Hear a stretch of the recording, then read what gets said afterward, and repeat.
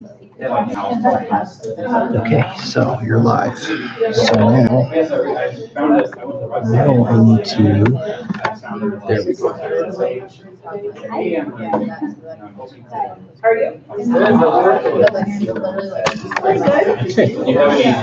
Now I need to figure out how do I go to my channel.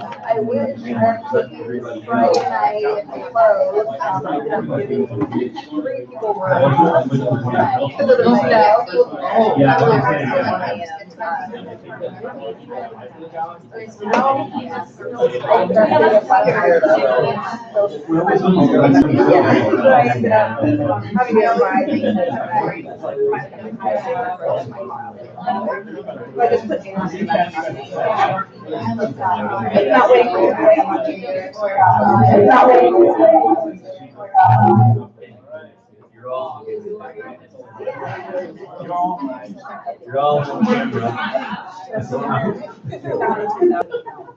Can you tell? What was that? Can you tell? Yeah. I suppose I could. I haven't sent out the link yet, so I'm going to do that right now. Let me just, So we could call them out. oh wait. You're like, hey, you're not here. I think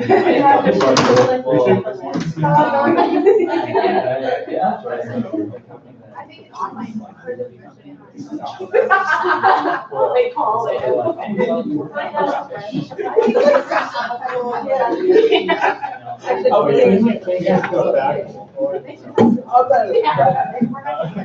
I'm trying to make sense of it.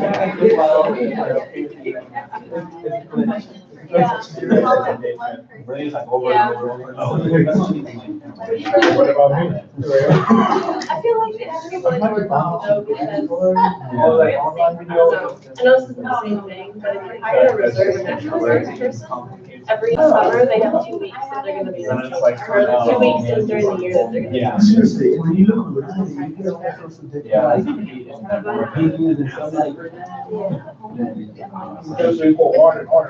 I'm sure they'll let you. The first comes first, they could like use vacation days or sick days.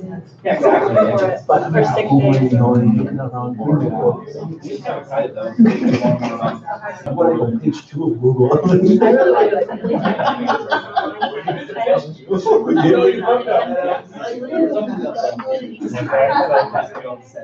Yeah, right.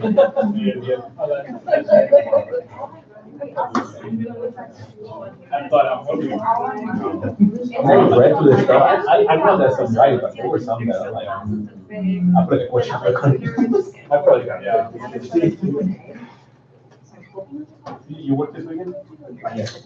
When, Saturday too, or Friday? You go Saturday? What time? Yeah, she's like the internet.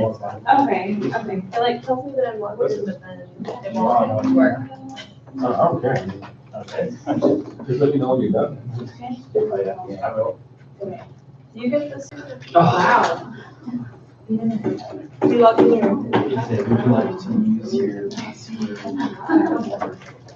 Oh. I put it on your I marked it for the right. Wow. Okay. Yeah, but you can. Okay. All right. Sorry for the delayed start here. We have a few of our classmates today who are. Well, that's weird. Turn it off.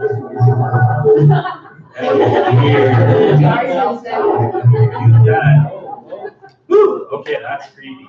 Okay, so yeah, you're not the only one who says that.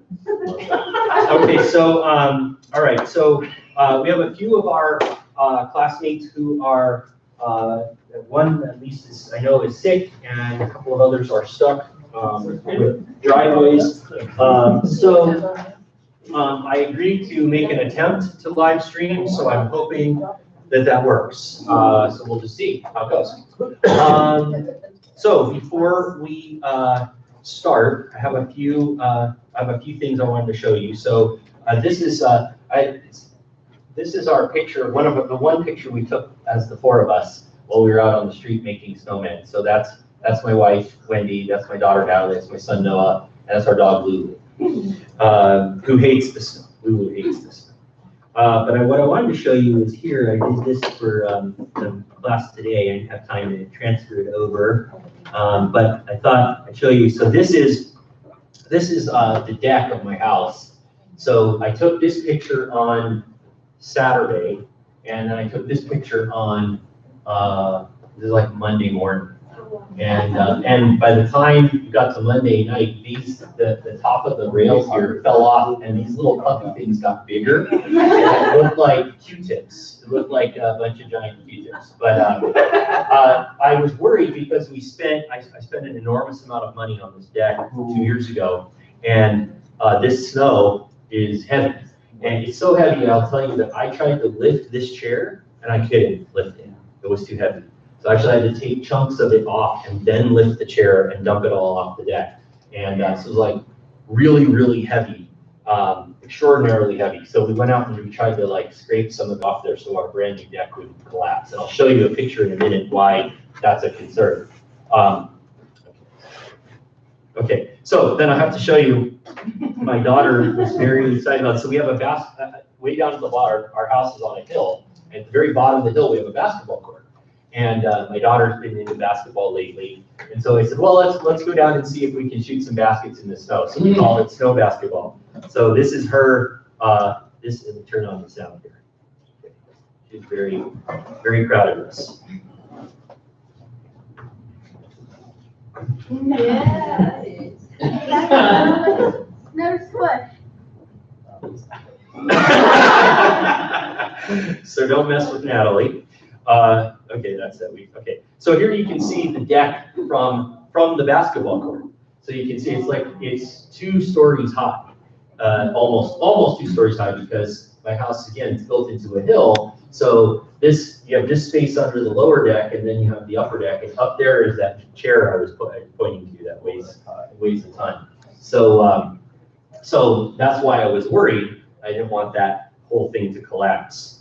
And then I thought I'd introduce you to our 3 snowmen that we built. So we have Kevin, who was the snowman up on the street, who was wildly waving his arms. We have Bob, who was in the front yard. And Bob has antennae, in case you can't see him. He's got 2 antennae. And then King Albert II is named that because 10 years ago, when we had the last big snowstorm, we made a snowman in the backyard, and the kids named him King Albert. And so this is his successor. They all died rainy deaths, though, shortly thereafter, because once the rain came, they just all melted into these blobs out of the backyard. There's the bucket with the broom and a pile of snow. So yeah, so that was the end of that. And then so then yesterday I almost killed myself. It took me 5 hours to shovel all of this, and then shovel all the way up my driveway, because the street that is actually lines up with the 3rd story of the house. The driveway, so you got to come down the driveway, and then the driveway's on the middle level. And so I had to do that. I did it by hand, with very little help from the rest of the family. And this morning I was at a meeting at the golf course at Madrona Links, and my house is my neighbors across the street back up to the Madrona Links golf course. And I sent that picture to my parents when I said, this is how much snow we have. So it's actually really pretty, I think. And that was from today? This is from today, yeah. So yeah, so there's a lot of snow on the ground, a lot of snow. I think we had probably 14 inches of snow or so in the front yard that I had to shovel off all the way up the hill. It was not fun. When I was done, I just took 600 milligrams of ibuprofen and I went to bed. Okay, so let's see. There's this, and this is, let me see if I'm on the right one. Yeah, okay, here we are. Okay, so let's see. Our normal, I guess I can take this slide out. I left this in, I think, for Monday. So what I did on Monday night, the Monday night class, we had our class on Zoom, which actually worked remarkably well. And I was thinking that it worked better than nothing, let's put it that way. It wasn't as good as having the class, but it was better than not having the class. And got pretty good participation, and I think it worked out reasonably well. The problem was there's certain things that you guys are gonna be doing tonight that I just couldn't do on me, right? So we had to cut it a little bit short, so it was less than perfect. But had they closed class, had they closed campus today, then that could have been an option for us tonight. So the reason I mention that is if we have any further closures like this, that's kind of my backup plan, is to have class on Zoom during the time when we would have had class anyway. So, and for those of you who don't have internet or power because of the snow, obviously I can't solve that, but at least it is an option for. And then, well, the solution is that we recorded the Zoom session, which I can post on Sakai to watch it after the fact, which I think would be really boring, but in any case, at least it's, again, using the strategy of better than nothing, I think at least it meets that standard. Okay, so what are we going to be talking about tonight? In segment A, this is the sort of very basics of how the law works in the United States. Segment A will probably drag past the break. It's a little bit more content heavy. Legal strategies, then we're going to go into this strategy, which is very common, very normal, which is the strategic decision to breach and pay, which is where you just look at the penalty for breach and you just decide it's economically better to just breach a contract or violate a law than it is to comply with it. And so it's the beginning of our discussion of different sort of legal strategies. Then in negotiation, we start the first of three. The way I did it was the first 3 weeks of substance material after week 1 is going to be on conflict and sources of conflict. And then the second module, if you want to think about that way, in between the tests, will be focused on more on the solution side, although we'll cover a little bit of both. It's kind of hard to talk about one without the other, but our focus of the first 3 weeks will be more on identifying sources of conflict, and then we'll move into solutions. Starting next week in segment C, you'll be starting practice negotiations. So you'll be given a fact pattern, you'll have time to try to reach an agreement, and you'll be using that as an opportunity to put into practice the different techniques that we're talking about in material. And it also gets us up and moving for that last hour of class, which can drag on a little bit sometimes when we're getting up to 9:30. Okay, so that is what we are talking about today. Again, stop me if you have questions. Anybody have any questions? Okay, we got 2, yeah. I have a question about like the definition of the word rule. Okay. So it's kind of, I don't know if you're going to cover that today, but I was a little bit confused about what we mean by that. It's a great question. I mean, it's basically sort of the question we're trying to answer in at least segment A of the class, but probably the whole class. So what do you think, what's your definition, or what do you think the definition is, or what's your confusion on the definition? Let's put it that way. I'm trying to find just something that I can put in my head to put it, because like for law, a law was like it said any rule that society will enforce. Right. So rule like I don't even have another word for it. Okay. Something that like it's a prescription, maybe, right? It's like proscription, right? It might say, for example, you can only drive 20 miles an hour in a school zone, right? Is it 20 miles an hour or is it less than that? Okay, so if the lights are flashing, you can't drive more than 20 miles an hour. That would be an example of a rule. That's also a law, right? There's the law says that, and the law embodies that rule. Not all rules are laws. Yeah. Right. And so we're actually talking a little bit about that tonight.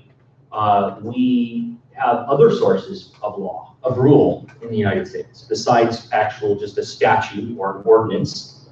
They come from other places, and that's kind of one of our main topics of tonight. What are the sources of law? But a rule is even more broad than that, right? Because you can have rules can come from anywhere. and come from a lot of different places. They can come out of a contract. They can come from the Bible. They can come from all kinds of places. A rule is just something, in the undergraduate class, I do this exercise where I give them a scenario in Monopoly where they have to determine you have to understand what's the rule. So you think about it as a game, the game of Monopoly. What happens when you pass go? Everybody, right, so everybody knows that rule, right? When you pass go, you collect $200. That's the rule of the game. If you think of the law effectively is a series, it's a rule book. It's the rule book of Monopoly. But it comes from all kinds of different places. So that's kind of what we're talking about tonight. Every other chapter or every other topic that we cover in this class is effectively a category of rules that come from these various sources that we're going to explore tonight. So does that help answer the question? Does it make it confusing? No, I think that makes sense. It's kind of something like maybe it's everybody's agreed upon a decision and then they're going to abide by that decision.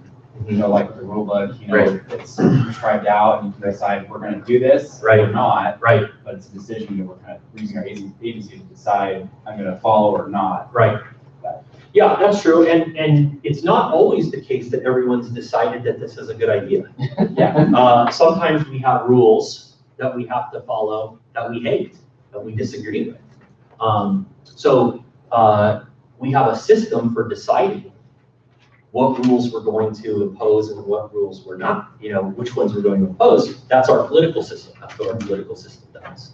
But there's a whole series of rules, private rules too. You can sign a contract that says you're not going to disclose the information that is provided to you, right? That is a rule that you have to follow, and it does not come from any political institution. It comes from a contract. So the point of it is that laws are rules, but not all rules necessarily meet the definition of a law. Okay, that makes sense? Yeah. Okay. Well, when we go through the sources of law exercise, the homework exercise tonight, we can talk about that a little bit more. So I want to make sure you're good on that. So so raise the question again if you still feel like you have that confusion. You're good? Okay. Anybody else? Okay. All right then.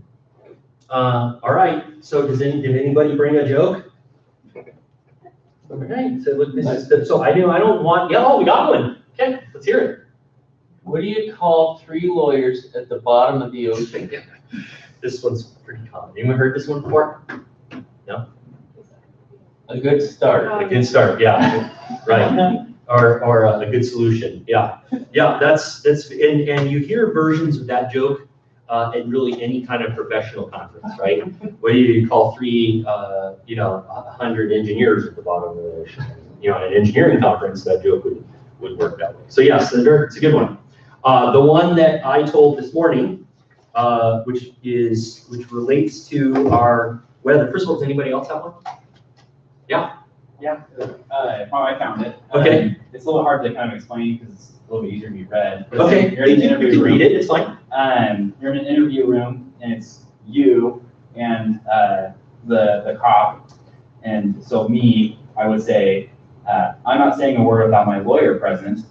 And then the cop says, you are the lawyer. And then I say, so where's my present? Yeah, that's a good one. Good one. All right. Anyone else have one? I'm making notes. You get extra credit for this. And I guess I promised not to tell my joke if you told one, right? So you still want to hear it? Yeah. Okay. All right. This one relates to, this is topical to our current situation with our climate. So it was so cold this weekend. How cold was it? It was so cold that I saw a lawyer with his hands in his own pocket. I like that one. That's pretty good. Yeah, okay. Yeah. Higher than a 2? Yeah, better than last. Better than last week. Okay. So I'm improving. It's called constant improvement. You should tell us beforehand that it's like a call and response though. Oh. You wouldn't lie. Well, that's an old Johnny Carson thing, right? Yeah, and that probably dates me a little bit, but that was Johnny Carson, like every monologue had at least one of those, right? All right. Okay, all right, so let's get into it. Here we go, first learning objective. We're gonna talk about what do we mean by the rule of law, right? That is our, one of our objectives for, not kind of, it is one of our objectives for film. We kind of already started talking about that, we'll talk about more in a minute. We're gonna look at where those sources of law come from. That was your homework exercise, which we will go over here in class. We're going to talk about how the courts work in the legal system in the United States. It's incredibly confusing. We have multi-levels of courts that overlap each other, different jurisdictions, and we have a federal system and a state system. And so we're going to talk a little bit about that. It is important to not necessarily get bogged down in the details of all the different courts because there's just so many and you probably don't really need to know that. But you do need to know it well enough so that when you're reading a case, you can read the procedural history of the case and understand when you read a case opinion where that case is in that system. It's important to know because if it's at the very top, that's the end of the story. If it's at the lower level, there's still appeals to come after it potentially. So you have to sort of understand where a case is in the system and how it got there in order to really understand what you're reading. And again, we're not going to read a ton of cases in this class, but we'll read a few just to give you some exposure to it. Okay, and then we're going to talk about the role of lawyers in the legal system. This is where all the lawyer jokes come from. This is why they're funny. And I was just telling the story, I don't know if you were all here, but I often will tell the joke at my Wednesday morning business meeting, and I'll get like a roaring laugh from the crowd, and then I tell it in class that same day, the same way, using the same lame delivery, and I get no response at all. So part of this is, I think it's just, know your audience, and when you are talking to a group of business owners, they've been jaded enough by having to deal with lawyers that they think that the jokes are funny. I actually say as part of my elevator speech, I said that my job, both as a lawyer and as a professor, is to protect my clients and my students from other members of my profession. And so that's sort of the idea behind the role of lawyers and understanding their role in the United States. Okay. All right. So how do we define the term law? So starting with law, here we're not talking about rule, we're talking about the word law. How do we define that term? What is it the word law mean to you? And I'm not seeing a lot of name tags, so I don't know if you're hiding from me or didn't put that out. I didn't put that out. Yeah, you idiot, that's why nobody's supposed them because you didn't give them back. Okay. That's one day. And here is, here, okay, I'll just pass them around. So they're not in any order, unfortunately. Okay, so what does the term law mean? How would you define it? Yes. Yeah, to me, TJ, it's more right? like TJ. Yeah. To me, it's more like a freedom taker. A freedom taker? Okay. So a law is something that deprives you of something? Yeah. Yeah, okay. All right. Anybody else? Yeah. I would just see it as a rule that's actually enforced. Okay, right. And so we have this question of enforceability, right? Is a law still a law if nobody enforces it? Yes, I mean, it still Okay, is. so we say, so why would you say yes? because it's still a standard in our legal system that a judge could use if they wanted to. Okay, But that doesn't mean that it is enforced, hence Right. the topic of under enforced, but it is still a law that's still on the books. right. Okay, so you would still consider it a law even if it's not enforced. And TJ, you have the other perspective, right? You don't think it's a law if nobody enforces it. Right. Okay.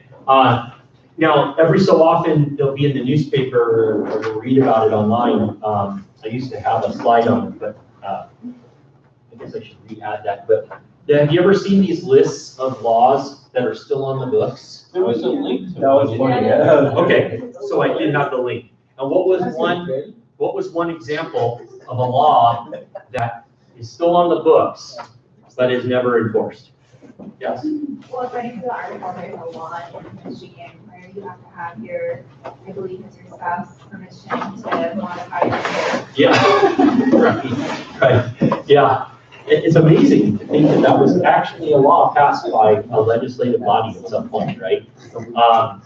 But when you look at these lists, there's all kinds of examples of laws that are still on the books that have, that are still part of the code, but that nobody ever enforces, and that nobody would, no law enforcement would ever enforce. So the question is that even still a law anymore? Yeah. Well, I think that raises the question, is like, so the definition that we're using for this class is any rule that society will enforce. Right. But then when we have laws like that, or laws that are being like appealed, or, I don't know, like taken to court. Challenged. Yeah, so then shouldn't our definition be like any rule that society like can enforce? Or like, I don't know. Yeah. Because it's not necessarily, because we said, judges set new precedents all the time for Sure. laws, and so it's not necessarily either like enforced the way it's written or it's changed. There's still laws, right? Because they're written down as a law, they have a code and everything. Right. Right, no, and I think that's a good point. That definition is probably better said the way that you said it, right? It's that we could possibly enforce. Because when a law passes, as Melissa was pointing out, it could be overturned, it could be modified by a court, it could be ignored by the executive branch whose job it is to enforce the law, which is something we see happen all the time. I told a story in the undergrad class this morning. I used to practice, for a short time, I bought a practice from somebody else. And when I first was starting in my law practice, to kind of grow it faster, I just bought someone else's practice and they were going off to do something else. And in the rules say that you can't, when you buy a practice, when one lawyer buys a practice from another, they can't cherry pick the clients. You have to either take all the clients or none of them. Because the theory behind it being you don't want to orphan clients without protection of their lawyer that they hire. So you have to take them all on. So I said, okay, fine. I've never practiced immigration law. He said it's easy, figure it out. So I took a couple of cases and that were already along the way. I just had to finish them. And the thing that I learned about immigration law, which I found shocking, was there's a book and it's called Kurzban on Immigration. This thick and it costs $500. And Ira Kurzban is some law professor in Florida who has literally written the book on immigration law. It has every rule, every sub-rule, a summary of every ruling that modifies every other case. And what's very interesting about it is it's ignored almost all the time. So we have all these rules that say you can't get a green card if you enter the United States under certain circumstances. Yet people who enter under those circumstances get green cards all the time.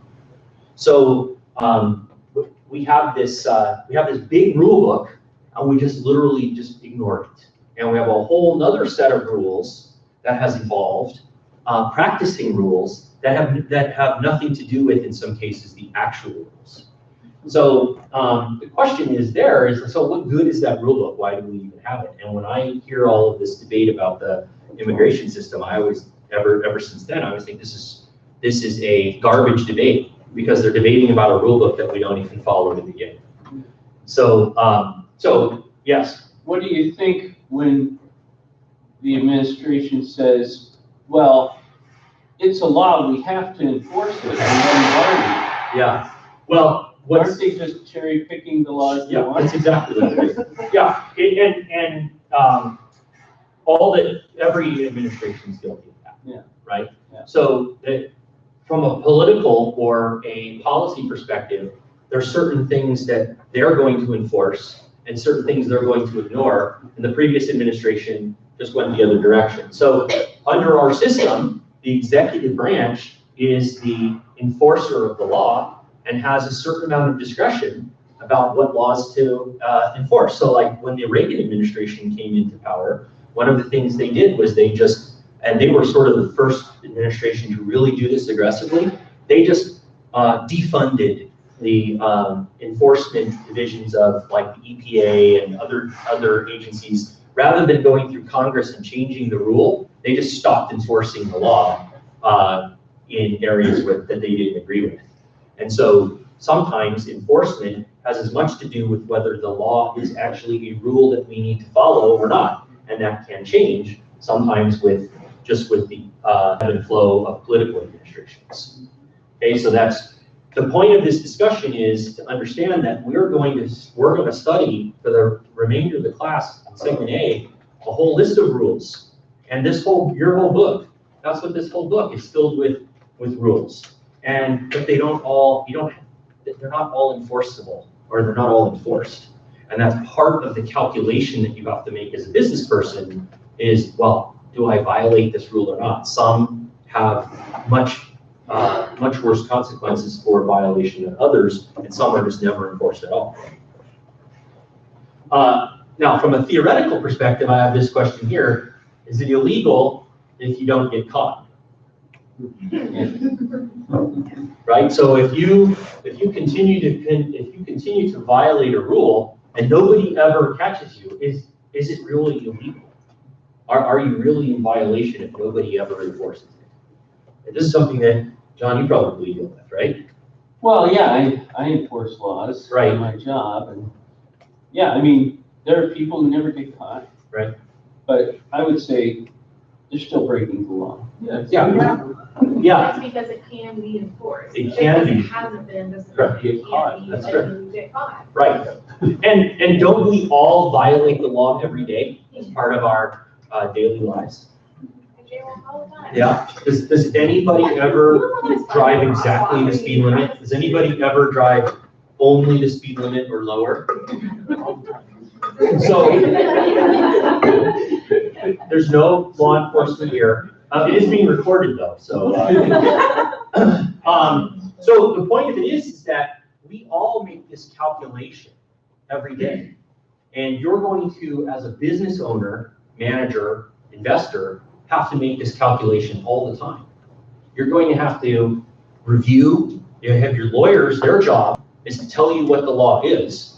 And then it's your job as the client to decide what to do, right? My job as a lawyer is to advise you of what the law says and to advise you of the consequences if you don't comply with it. And then my job is to take your direction as the client and you make the decision.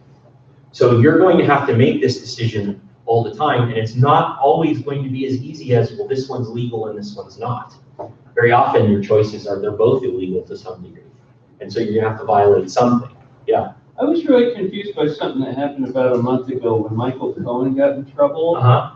And the president said, well, he's the lawyer, he should know the law, so it's his fault Right. that what I did wasn't legal. Yeah. Is that a valid? No. Okay. No, it's not valid at all. It's and when we get into discussing agency, we'll talk about this in some more detail.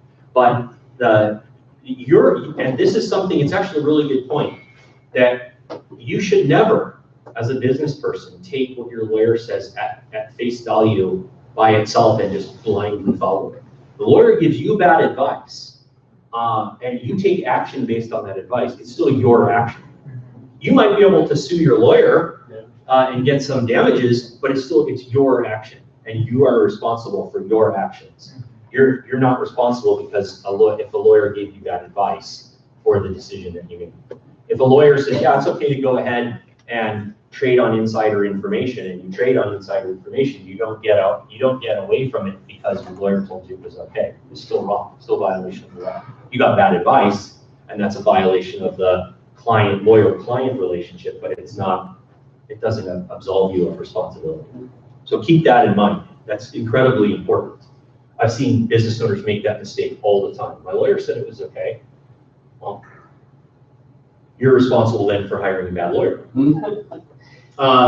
Okay, so now let's talk about where all these rules come from, sort of our discussion that we started with. So what are these sources of law in the United States? And let's look here at our, everybody see that? Let me make it bigger. Yeah, bottom right. Is that better? Yeah. Okay, so so there are different ways to categorize the sources of law in the United States. The Emerson book uses one list.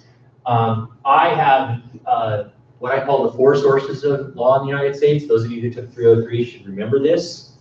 But there are essentially 4 places that the formal rules come from. The law comes from the Constitution or constitutions, come from statutes. And what do we mean by statutes? What is a statute?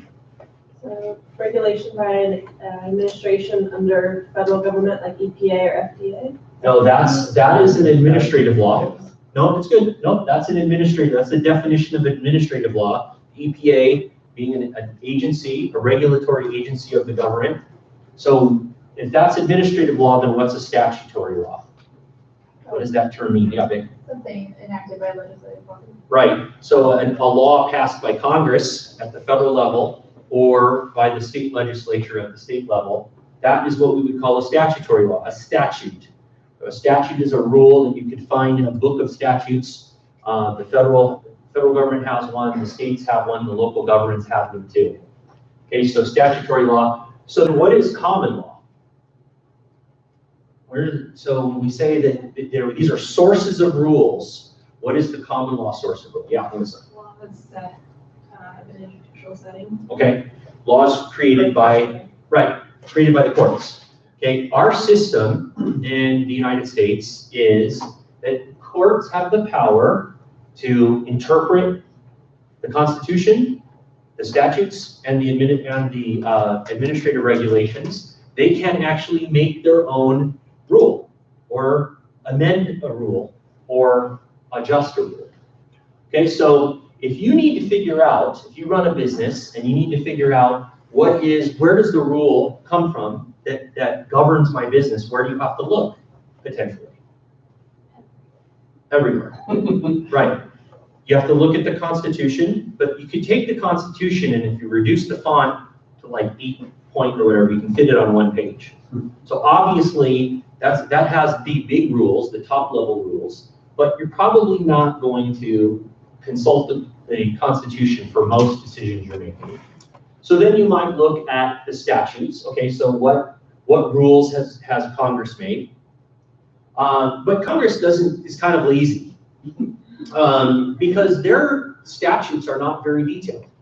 They're broad. They prescribe broad categories of activities. But then Congress says, we don't have time to deal with all of this, so we're going to create an agency, and that we're going to delegate to that agency the authority to create rules and regulations. So that's the EPA. So the EPA is an administrative agency created by an act of Congress. It resides in the administrative branch, and it has the power to make rules and regulations, so long as it does so within the scope of the legislation that creates it. So EPA is one example. The other example, and there's tons of examples, but the one in my area is the Securities Exchange Commission that regulates the issuance and the trading of securities. It came into existence because of the passage of the Securities Exchange Act of 1934, act by Congress.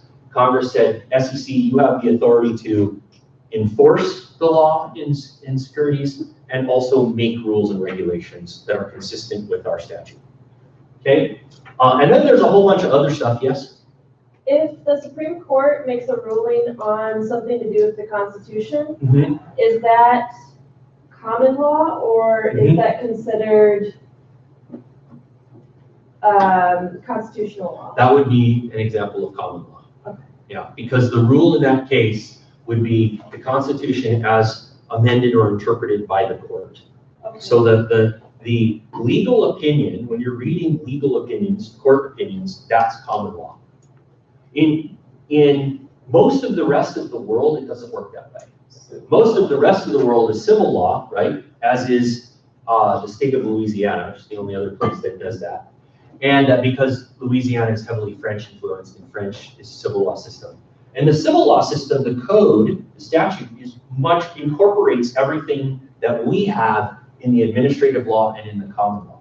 And the courts there do not have the power to interpret the Constitution. They can only enforce it. Yeah. Is Congress the only body that can form an agency?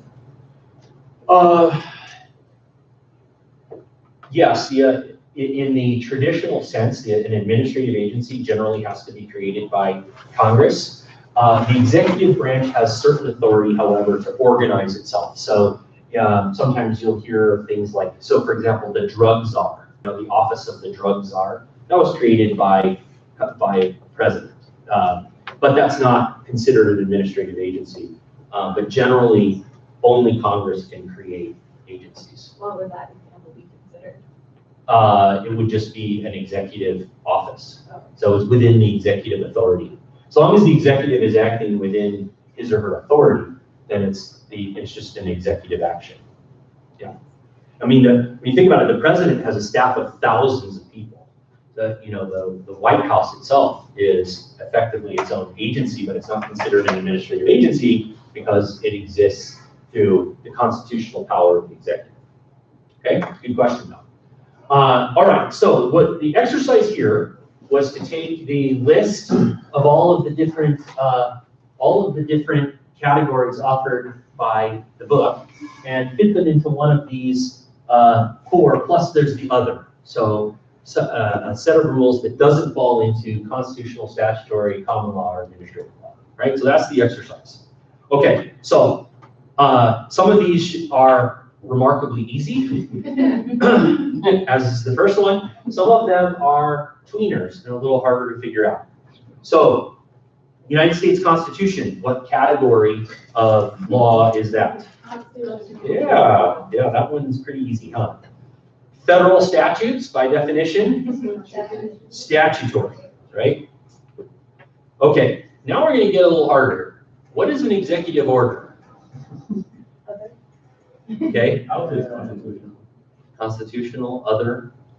I said it was administrative because the executive is kind of a federal agency and it's coming up with a rule that isn't based on a lot of its own. Yeah.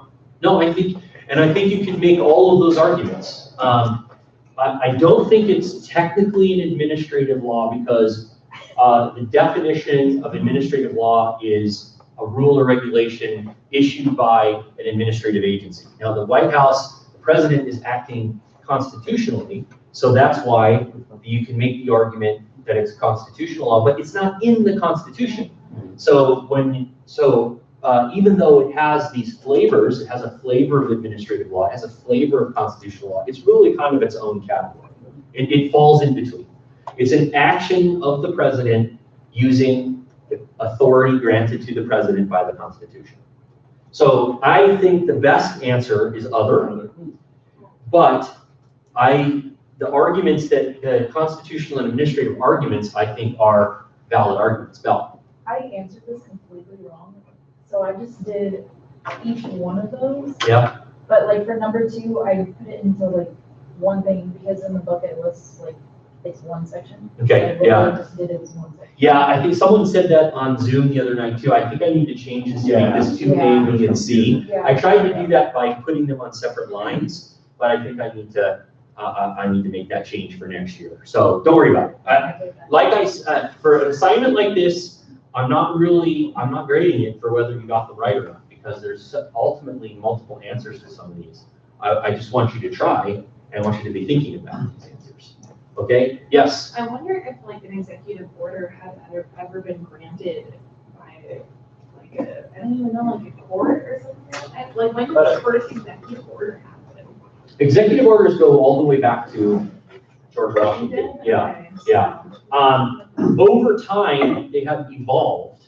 the thinking about whether certain things can be done by executive order or not has evolved.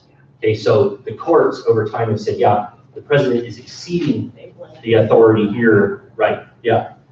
But do executive orders act as a law pretty much passed by Congress in the same? Well, well, an executive order has to be complied with in the same way that a law does, Okay. but they can be changed. Unlike and this is what happens when there's a new president, especially when there's a change in party.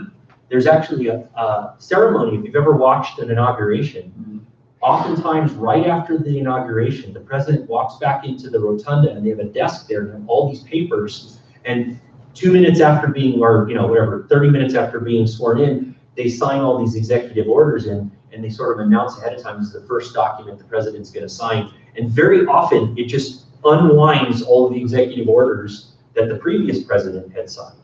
So, whereas with Congress, in the case of a law passed by Congress, it would take an act of Congress or an invalidation by the court to invalidate the rule. Executive orders, though, can't be passed for anything. They're only within the executive authority. So for the most part, what they are orders to the executive branch. So the one that we saw Trump's issued many of them, but the one that gets the most publicity is, the travel ban. And what that was the president saying to all of the agents, to all of the departments of government, do not allow people from these countries to come in for the next 6 months. This is an order, executive order, right? So it's basically like a memo from your boss saying do this or don't do that. And ultimately, after several rewrites of it, the court said he has the authority to do this. It's within his power. Once they removed all of the, overt racism. But it's the power of the executive operating under the authority granted to the executive by the Constitution. All right, so it kind of is, it's really other, I think, is the best answer there.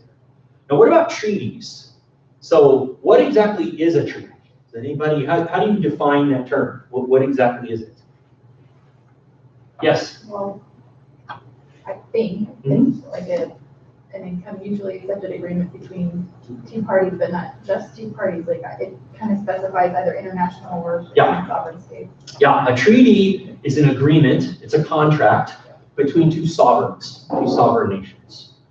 So we have treaties with other countries. In the United States, the Native American tribes have sovereign authority, limited sovereign authority. So our agreements with them are considered treaties. So how exactly do we go about making this agreement? Who gets to decide what treaties we sign and which ones we don't? Yeah. Well, I think the State Department and the President sign the treaties, but they have to go before Congress and be ratified before they're actually effective. That's right. Yeah. But then there's also international law, right? That has to do with the treaties. Yeah, well, so international law is kind of interesting because there really is no such thing as international law. There's no international statute. There's no international court. There's no Supreme Court of the world. There's no international executive branch. So international law, really what it is the cumulative of all these treaties that we signed. Okay, so for the most part, that is what international law is. It's really just a series of individual agreements between countries. Sometimes you have multiple countries sign an agreement, like, the Kyoto Climate Agreement, for example. But ultimately, what's the consequence? What's the enforcement mechanism for violating a treaty agreement? War. What? War. War, yeah.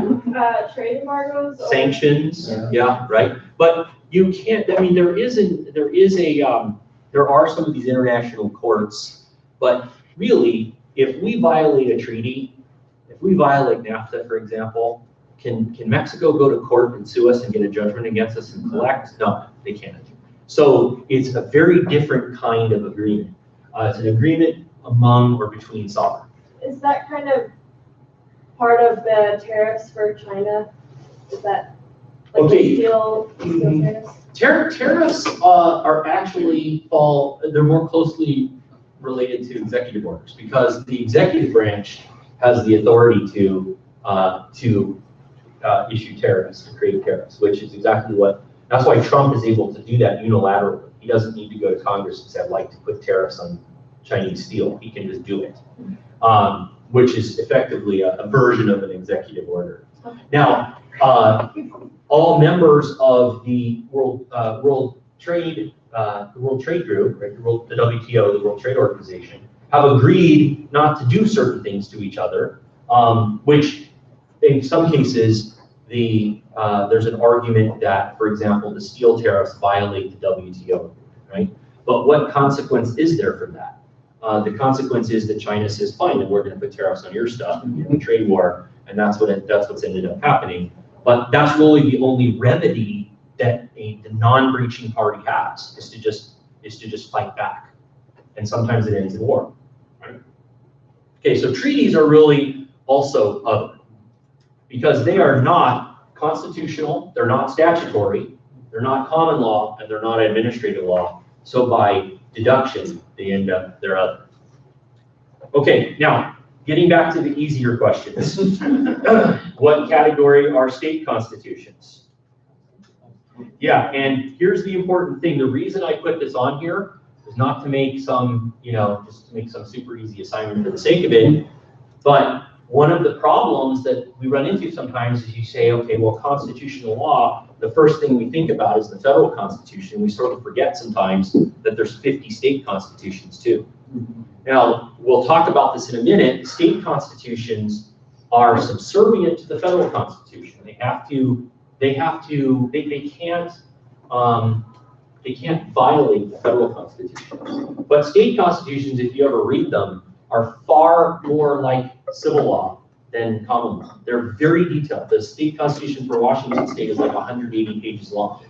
Whereas the federal constitution, you can fit on a single page. So they're constitutional, but they only cover the sovereign of the state. So only cover things that the state is authorized to regulate that haven't been delegated to the federal or haven't been granted to the federal government. But it's still considered constitutional law. That's still the source of law. Okay, state statutes.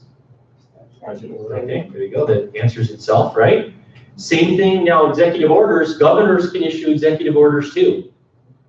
And demand or ordering the executive branch of the state government to do something or not do something.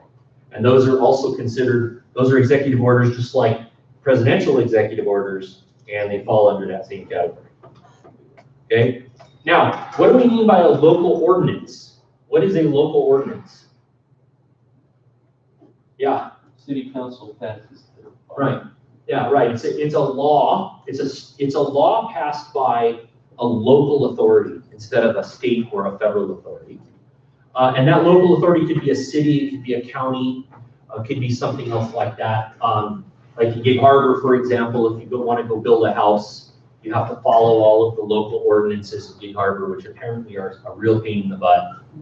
A lot of people don't like to build there because of it's so hard to get a permit. Well, that is not a state law, that's not a federal law, that's the city of Gig Harbor saying if you want to build here, you have to do it this way.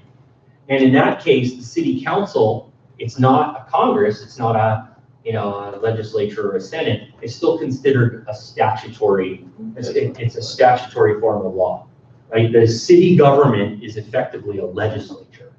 And you'll see this actually in some cases. The Supreme Court will refer to a local ordinance as a legislative activity. Okay, so it's statutory. You said because city government is still. City government is effectively, it's a statute. It's just, is a legislative body. It's just a local legislative body. Yeah. And they get that power from the state, right? Right, good point. Yeah, so the sovereign in the United States is the state. So when we talk about what is the base unit of sovereignty in the United States, it's the states.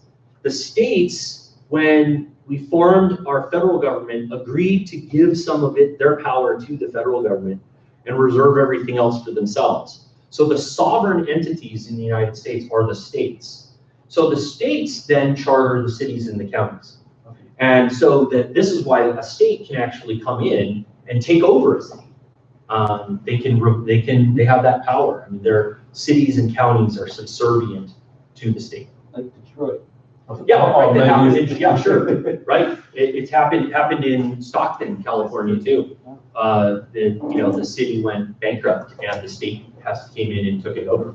Eventually gave it back, but yeah. So this is why you also, what's that? Gave it back to you. Back to the city, to the citizens of the city. Eventually, they have a new election and a new city council is installed, and then they take back over the operation. They hire a city manager and so forth. And this is why also remember that not every square inch of a state is necessarily incorporated as a city. So if you go outside of my neighborhood and turn left and go to the roundabout, which is a quarter-mile down the street, you're in unincorporated Pierce County. So now the rule that the ordinances that you have to comply with are not City of Gig Harbor, even though it's one neighborhood over. It's now the ordinances issued by the city, the county council, or the county. Okay, so local ordinances are statutory. Okay. Now, what about the rules and rulings of federal, state, and local agencies? Admin, right. That should be clear by now, I think. Okay, what about, now this one I already gave you the answer to. What about decisions by federal and state courts? Common law, right. And what about private laws and customs? What's a private law? What's an example of a private law? I gave one earlier. HOA? Okay, HOA is a great example. I have often told the story that I grew up in a neighborhood in Cerritos, California.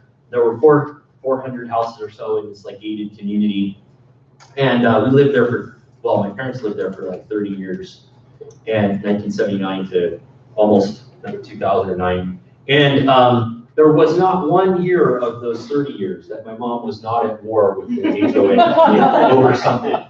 And so when they moved to Palm Springs, I thought, oh, thank God, I don't have to listen to it. Because she would call me, and she would say, what's the law on this? I'm like, I don't know, Mom. I don't know anything about HOAs. Like, well, you're a lawyer. You guys how can you get it?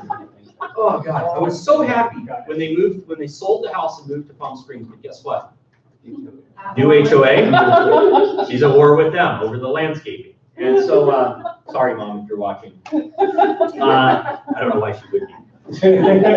But point of it is, an HOA when you buy a house in a homeowners association, in your deed, it says that you are going to comply with the rules and regulations issued by the homeowners association, and gives that HOA effectively the power to determine what kind of things you can plant in your garden, what color paint you can use on your house, all kinds of different things that are rules that you have to comply with, and they don't come from any statute or administrative regulation or court or anything, right? Now, if they violate the Constitution, then they aren't enforceable. So, for example, there are these provisions in deeds from back in the pre-1964 that said that you agree not to sell your house to someone who's a minority.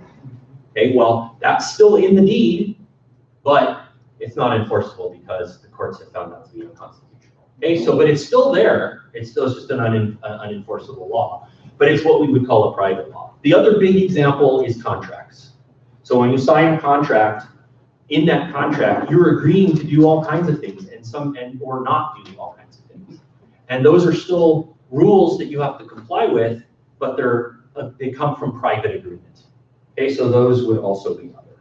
And like internal business, like constitutions, like rules or anything like that would fall into this as well. Well, there's really no such thing as a constitution. I mean, there's what you would call, bylaws in a corporation, operating agreement in an LLC, and that it's kind of the theoretical equivalent to the constitution of that organization, but it's not considered constitutional. But with that, all of those would fall under. All of those would fall under private laws. Yeah. Yes, TJ. What is the definition of statutory law? Definition of statutory law is a rule that is passed by a legislative body, either by Congress or by a state legislature. That's what a statute is. So if Congress, does anybody remember how a bill becomes a law? The old Schoolhouse Rocks, right? I'm just a bill sitting on Capitol Hill. And so when you have a piece of legislation that is approved by, in our system, at the federal level, by the House and the Senate, and then signed by the President, that's a law. That's a statute. That's a statutory law. But it's a law created by Congress. At the state level, it's created by whatever the state legislature is. In some cases, they're called different things. In Virginia, it's called I think the House of Delegates or something. They have different names in different places. For the most part, most states have a bicameral legislature that has to do, each piece of legislation has to pass both houses and be signed by the executive. And then that would become a statute, and that's statutory law. So when you're looking at rules, you have to consult the statutes to see what did Congress or what did the state legislature say, what rule did they make, but then you also have to look at the administrative regulations issued under that law, and then you have to read all the cases that have interpreted that law and that regulation to understand what prescription there is, what actually applies to you. Yeah, John. Have you ever dealt with a case where someone was disputing that the administrative rules violated the statutory law? Yeah, all the time. Yeah, that argument's made all the time. That this regulation is unenforceable because it exceeds the scope of authority that the administrative agency. That's sort of always the first argument you make when you're in a regulatory dispute. And sometimes you win that case, and it depends on what the courts say. That's ultimately the courts to decide whether the agencies are operating within or outside the scope of authority that they've been granted. Yes. Question, so do people typically hire you after like breaching contract or violating the law, or are you hired maybe for like preventative reasons, or just like a mix? Yeah, all of the above. Yeah. Okay. So in my particular case, my area of specialty is working on drafting the contracts to begin with. Then when there's a problem, sometimes I'm involved in that, but if we can't solve the problem and it goes where they have to sue each other over their disagreement, somebody else does that. I don't litigate. I never have, I never will, I never want to. And then, so litigators do that. But then there's also the case where a client will come and say, I don't understand what the contract says. Here's the contract I have. I want to take this action. What do you think the contract says? And so that's an interpretive, that would be a job for a lawyer to read that and say, okay, well, here's how I think this language should be interpreted.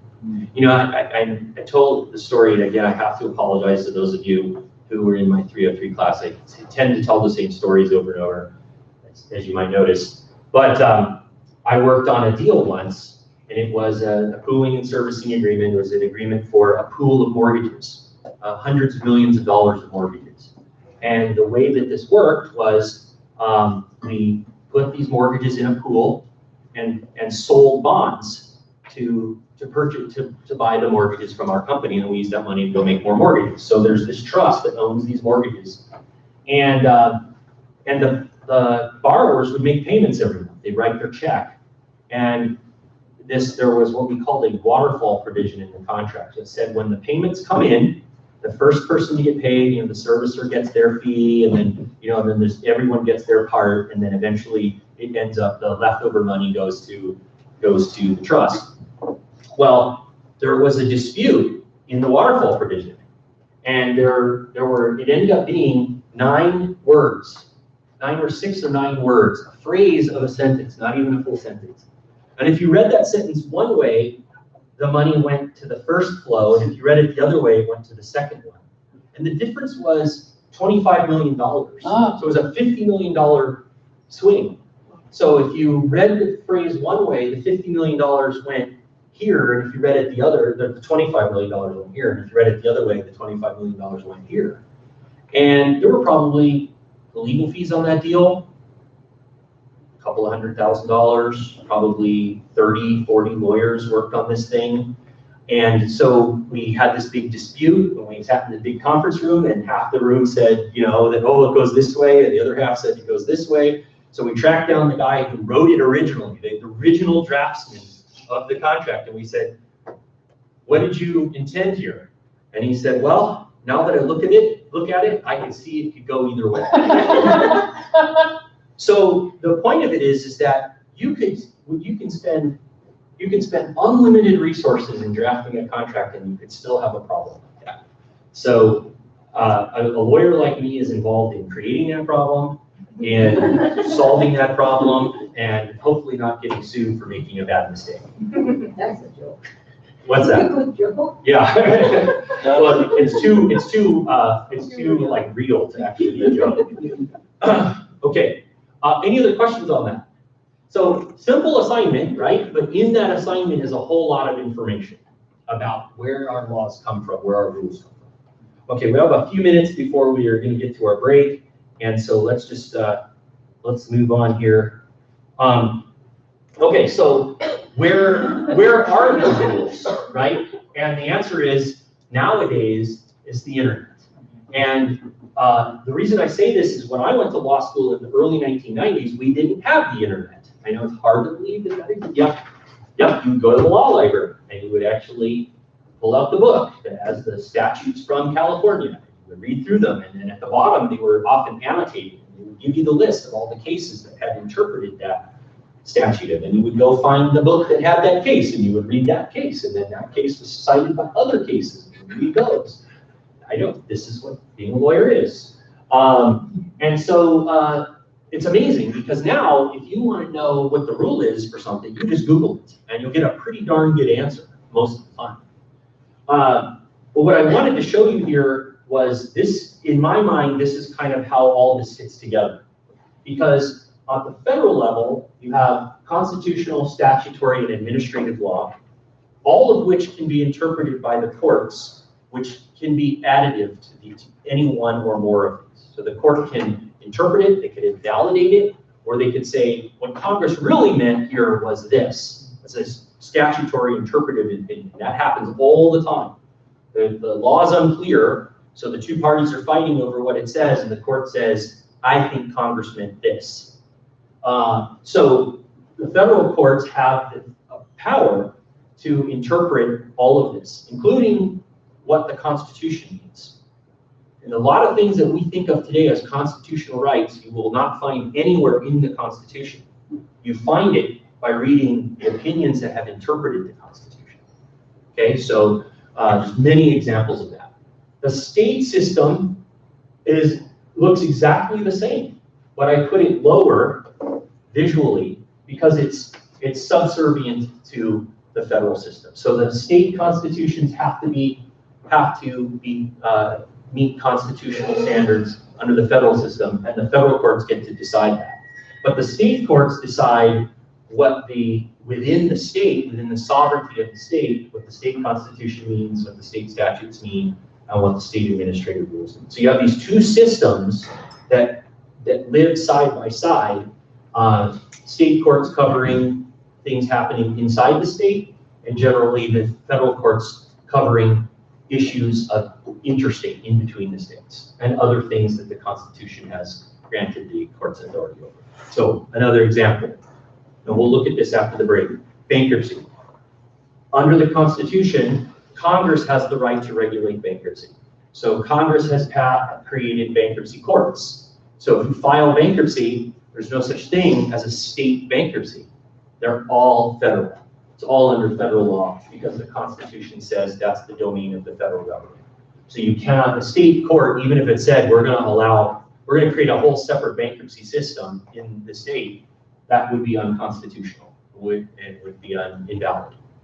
Okay, so they are separate, not exactly equal. Okay? Any questions on that? Does that sort of help a little bit at least kind of visualize all of this, how all this fits together? I hope it does.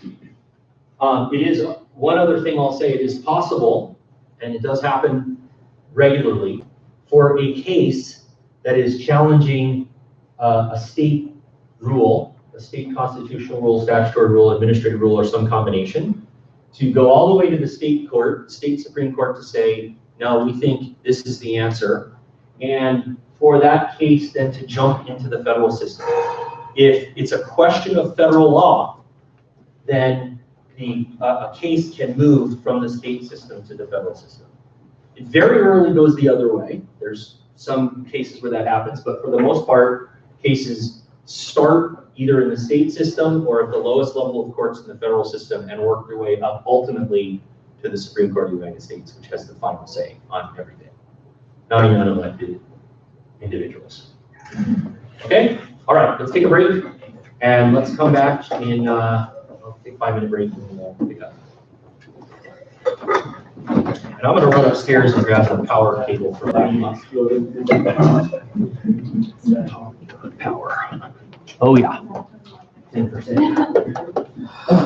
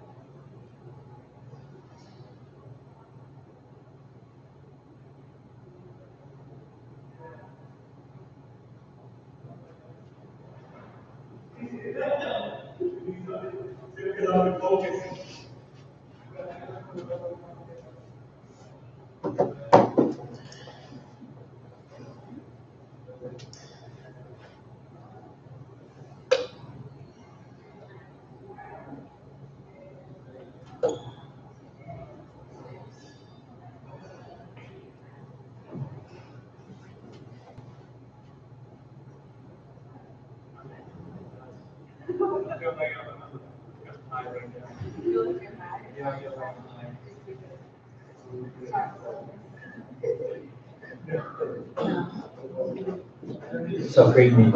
Is there a question? You feel more better about your question? Yeah, I feel a little bit better about it. Yeah. So it's kind of, I mean, it's not like one definition, it's kind of multiple things. You just correct me. Yeah, you should. You should. What that means. But yeah, I think that's. Yeah. I think you'll find that sugar rush in business, that you're often subject to rules. You act in ways based on restrictions. Yeah. Yeah. That's why rule is a more much more broad question, definition than is a law. Oh, yeah. We often, generally, we think, I think the general public assumes the two are the same thing. Yeah. Very Yeah. They're even just industry norms, you kind of have to go there. No, in fact, courts in some cases take that into account. In certain cases, certain areas of the law, it says that if there's a dispute, and contract about it, that, that customs and practice in that industry, there are some examples where you just do something that's completely different than the way business is done in that industry, and the contract doesn't say otherwise, then you're sort of held accountable to the custom of that business.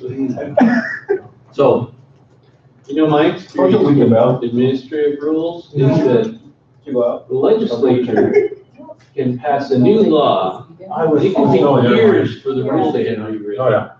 And so I can have people looking at the rule going, oh, so I compared this brief based on this rule, and I said, well, throw that in the garbage because that rule doesn't even apply. yeah, well, and what'll happen often, and this is true, I think, in the cannabis case, and it's true, it's true because we have an initiative process here in Washington. And so sometimes what will happen is the voters will create a law, and it's Is that a statutory? considered a statute. No. So they create a law, and the government is not ready for it. Oh, Yeah, and so that happened to be twice. So they passed the law, and then they couldn't write the regulations. And the people who did write them, there were all kinds of holes in them. And so And who's gonna enforce it? Now, my agency has a role to enforce it, but we're not the police. And the city police are going, this isn't our job. And meanwhile, it's still a federal crime. Yes, which makes it very tricky legally. Oh, yeah. On the hopes that the new president doesn't say, yeah, we're just gonna. In fact, the reason why you don't get a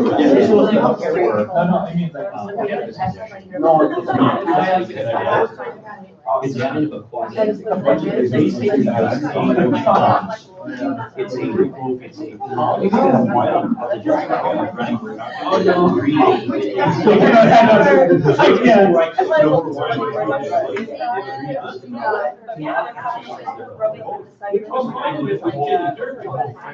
But when Sessions came in, Right. I was like, well, this could all blow up over time, right?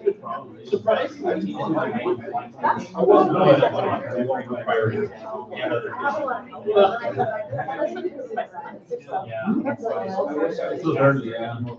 But I wanted to do it.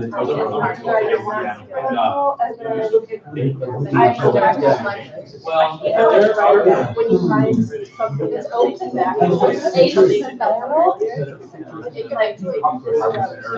And I think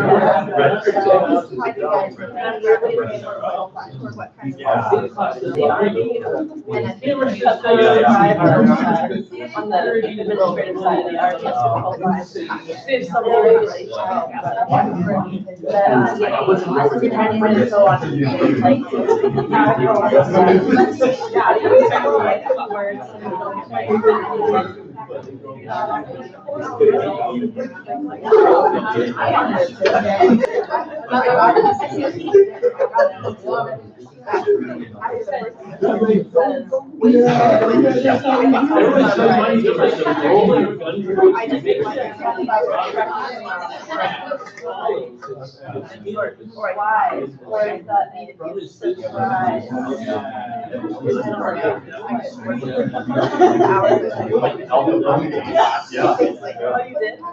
All right, let's pick back up. I want to make sure. I want to make sure that we get through everything here tonight. We have a lot still to cover, and the B and the C segments are a little bit more compressed. So we're going to finish up here with the content on segment A and then move into segment B. But these are pages right out of your book, page 52 and 53. And I don't expect that you can see them very well up on the screen. I just put them up to highlight them as important for you. If at any time during the class, which will happen multiple times, and you need to figure out where am I in this court system, these 2 pages explain how the court systems work.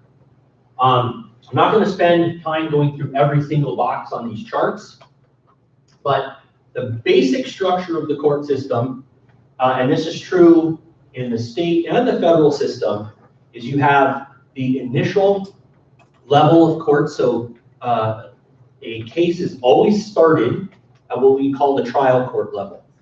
In the federal system, that's called the district court. In the state system, it's different depending on the state. Here in Washington, it's called the superior court. So when you sue someone, you don't go to the Supreme Court.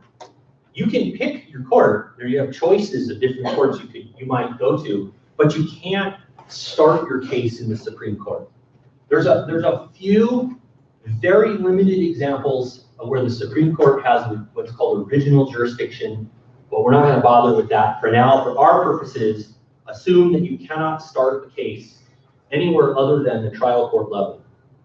Okay, the purpose of the trial court is it has a very specific purpose in the court system. Does anybody know what that is, either from the reading or from previous class? It's different. Trial courts do a different job than appeals courts and the Supreme Court, which is an appeals court as well.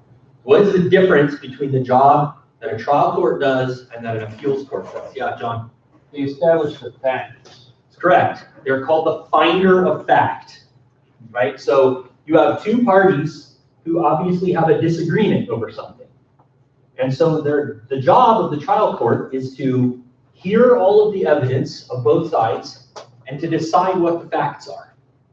Make that determination. And then, of course, rule in the dispute. When the losing party at the trial court, if they are unhappy with the outcome, they can appeal. But there's not a new trial at appeal. The trial's over and it doesn't happen again. The facts are established at the trial court level. And the only thing that this appeals court can do is rule on whether the law was applied correctly to the facts. That's the only thing that an appeals court can do. And if the appeals court decides that the trial court made a mistake, that the trial wasn't conducted properly for one reason or another, it doesn't then redo the trial, it sends it back to the trial court to do it again. It's called remanding it to the trial court. So appeals courts, even when they determine that the trial court screwed up, still don't redo the trial, they send it back to have it tried again. And this happens in many cases. Yeah. And do you have to go to the same trial court where you started? Can the other one? It's usually, you usually go back to the same court where you started. Yeah, it might be a different judge, depending, if the allegation was, for example, judicial misconduct, they would probably assign a different judge to it, or if it was bias or something like that. But the court, like the superior court, will get the case back if it screws up at trial. Okay? Yeah, Sarah. That was my question. Same question. Yeah. And so, yes. After the both side appeals, and if the lose side, if the appeal court said the lose side have a reason to do that, and can win, can they just the appeal court decide different? Yeah, I think what you're asking is, can the appeals court reverse the outcome of the trial court? Yeah. And they go the other way? And the answer is yes. Okay, so what happens is, can everybody see here? I think I should do it over here. Okay, so you have your trial court, and you have plaintiff, these are shorthands, versus defendant. Okay, so the pie, we always, and in fact, if I'm going to be perfectly true to legal, the way that they do this in law school, this would be plaintiff versus defendant. Okay? So plaintiff is the person bringing the case, defendant is the person defending the case. Now, if at the trial court, the plaintiff wins the case, let's say they prove their case and the court says, yes, plaintiff, you're right, we agree with you. The defendant has the opportunity to appeal. So so it goes up then to the appeals court, and in this case now it becomes defendant versus plaintiff. We changed so the party names changed on the side of the V in the same case. But now we don't call them defendant and plaintiff anymore. We call this a petitioner, and this is a respondent. Okay, so it changes sides. And so when you read an appeals court case, whoever it is on the left side of the V was the loser at the trial court, by definition, because they're the ones bringing the case. The winner doesn't bring an appeal. Oh, yeah. Now, actually, there are some limited cases where the winner actually is appealing an issue within the case, even though they've won overall, they're appealing some aspect of it. And there are examples where the plaintiff can stay on the left side of the V, but there's a prayer. Yeah, like what if he's awarded $10, but he wants 10 million? Yeah, right. In that case, he would argue that, they misapplied. He would have to argue that they misapplied the law, right? That not anything about, you can't argue facts anymore. You can only argue that the judge or the jury misapplied the law, okay? So when you, then let's say, in this case, we're gonna say that the defendant wins at the appeals court. So the appeals court says, no, trial court, you were wrong. We're not gonna send you down to trial. Trial was fine, you just ruled incorrectly. And so we rule in favor of the petitioner. And then the petitioner files their case at the Supreme Court.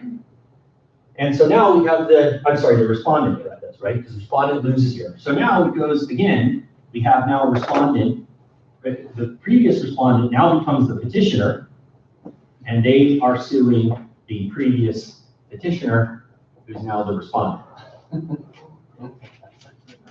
Yeah. Now, you don't have to remember necessarily all of this, other than to know that when you're reading a case, when I said you have to know where you are, it's important to understand where you are. And you can learn certain things just by reading the title of the case and by reading the basic intro. Almost every case will say, this case started in the trial court, this party won, they'll almost always recite, that's called the procedural history. And so it's important to understand that, sort of like, well, where am I on this map? When you're reading a case, you have to kind of figure out where you are in that mapping system. Yeah. Does family law court work the same way? Yeah, so family court is really just a specialized court in the trials courts. It's a trial court, but it's a trial court that's given what we call subject matter jurisdiction. So when we organize our courts, we say we're going to set up a family court, and it's really just a division of the Superior Court. In some states that aren't as big, where there's not as big a population, you don't have family courts. Just whatever the trial court just hears all the kinds of cases. And family court is really just a division of the trial court designed with judges that specialize in that kind of case. Yes? So after appeal court that have a decision, Yeah. they go back to the trial court or just go Yeah. to the Supreme Court? It can go either way. Okay, if the appeals court says there was a mistake in the trial court screwed up and didn't do it correctly, then they can remand. They can remand it back. That's called a remand. But that doesn't always happen. That only happens when the appeals court says the trial court made an error, right? But if the appeals court just says, we think they did the trial correctly, the fact finding was fine, they misapplied the law, then they don't send it back, they just reverse it. So this would be called a reversal. If they remanded and if whoever wins that case, then take it back. Yeah. Can appeal it again. Yeah. And you can actually have this whole system can happen in a case before you even have the trial. So you can have parties that get into dispute over some pre-trial issue. Like, for example, the one party wants to take the deposition of the other party and they're fighting over whether they have that right. Sometimes that goes all the way up to the Supreme Court and all the way back down, and then the trial keeps going. So you sometimes will have cases that will go up and down this whole system multiple times in the same case. How realistically, like how fast could it actually go from a trial court all the through appellate court to the Supreme Court? Yeah, it's years. Yeah, It's years. I mean, when you file a case at the Superior Court here in Pierce County, you first file the case, the computer spits out a tentative schedule for the case. Yeah, and it's just basically, nobody ever actually sticks to it, but it's sort of a tentative schedule. It says these are all the kind of due dates, and your trial date is set. It's usually 18 months out, 18 months after you file the case. So it's 2 years just to get through the trial. And then, you know, you can spend many more years. There are cases that in the system, they're kind of unique, but there are cases that have been in the courts for over a decade. Yeah. So if you get a ruling and it's appealed, Yeah. is there a separate issue as to whether or not you can act on the ruling while it's an appeal, or whether you can? Yeah, that's called a stay or a injunction. So sometimes what will happen is, sometimes the court will say, the parties will petition, can you stop, can you prohibit this while we appeal? Sometimes the courts will agree to do that, and sometimes they won't. So you have to get a court order that says pending appeal, we are prohibiting this activity. So like in a merger case, for example, the parties are fighting if the Justice Department sues, like I just was listening on the radio, T-Mobile and Sprint are trying to merge. And the government's saying, we're gonna decide whether this is anti-competitive. And T-Mobile and Sprint can say, well, we're just gonna merge anyway, and you can sue us later. Well, the government will go to the court and say, issue an order preventing this pending the outcome of the litigation. The judge agrees to do that. So that happens fast. It can happen fast, yeah. So with funds, so say for example, like, you know, the person in the first court sued for like $25 million, so they have to wait for those funds to be accessible in case of an appeal, like after they've won? Or well, yeah, right. So sometimes what the winning party will do is ask the judge to freeze the assets pending the appeal, so that they don't, because sometimes if you lose the case, you go out and spend the money real quick so that it's unenforceable, right? Because remember, what you get when you win a case, you don't get the money. If you sue for $25 million, you don't, it's not like the court deposits $25 million in your account. The court gives you a piece of paper that says you can go try to collect that from the person who you won the case against. And then all they have to do is file bankruptcy and you get nothing. So you can win the whole thing and still not be able to collect the dime. That happens all the time. Yeah. So reversal is if the appellate court decides that the law was misapplied. Right. So then they just reverse the outcome of the trial. Correct. And then what's the remand? Remand is where the court says to the trial court, you made a mistake in the fact finding, right? You didn't allow certain evidence in that should have been allowed in, or you allowed evidence in that shouldn't have been allowed in, or you made some mistake in the fact finding. Then they go back and they say, redo the trial. You screwed up in the fact finding. So we're remanding it back down for you to do your job correctly. So the reversal basically goes up. Well, the reversal stays where it is unless the party appeals, but it doesn't go back down. Yeah. Thank you. Yeah. Is all the case do the same path? No, I mean, sometimes they just stop here. Sometimes the plaintiff wins and the defendant pays the money and it's over. So they don't always appeal. But if the loser wants to appeal, they can appeal.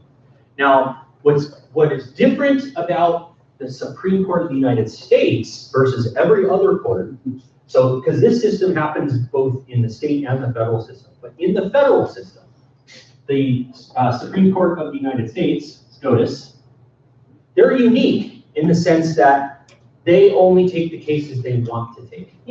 So if you lose at the appeals court and you appeal to the Supreme Court does not have to take your case. In every other court, the appeals court, they have to take your case. They have to give you your day in court, but SCOTUS does not. In fact, they take about 70 cases a year and they get about 5,000 of them a year. So, yeah, and so what happens is if you are the loser here and you apply to the Supreme Court to hear the case and they say no, then what's the outcome? Right, the appellate court becomes the rule.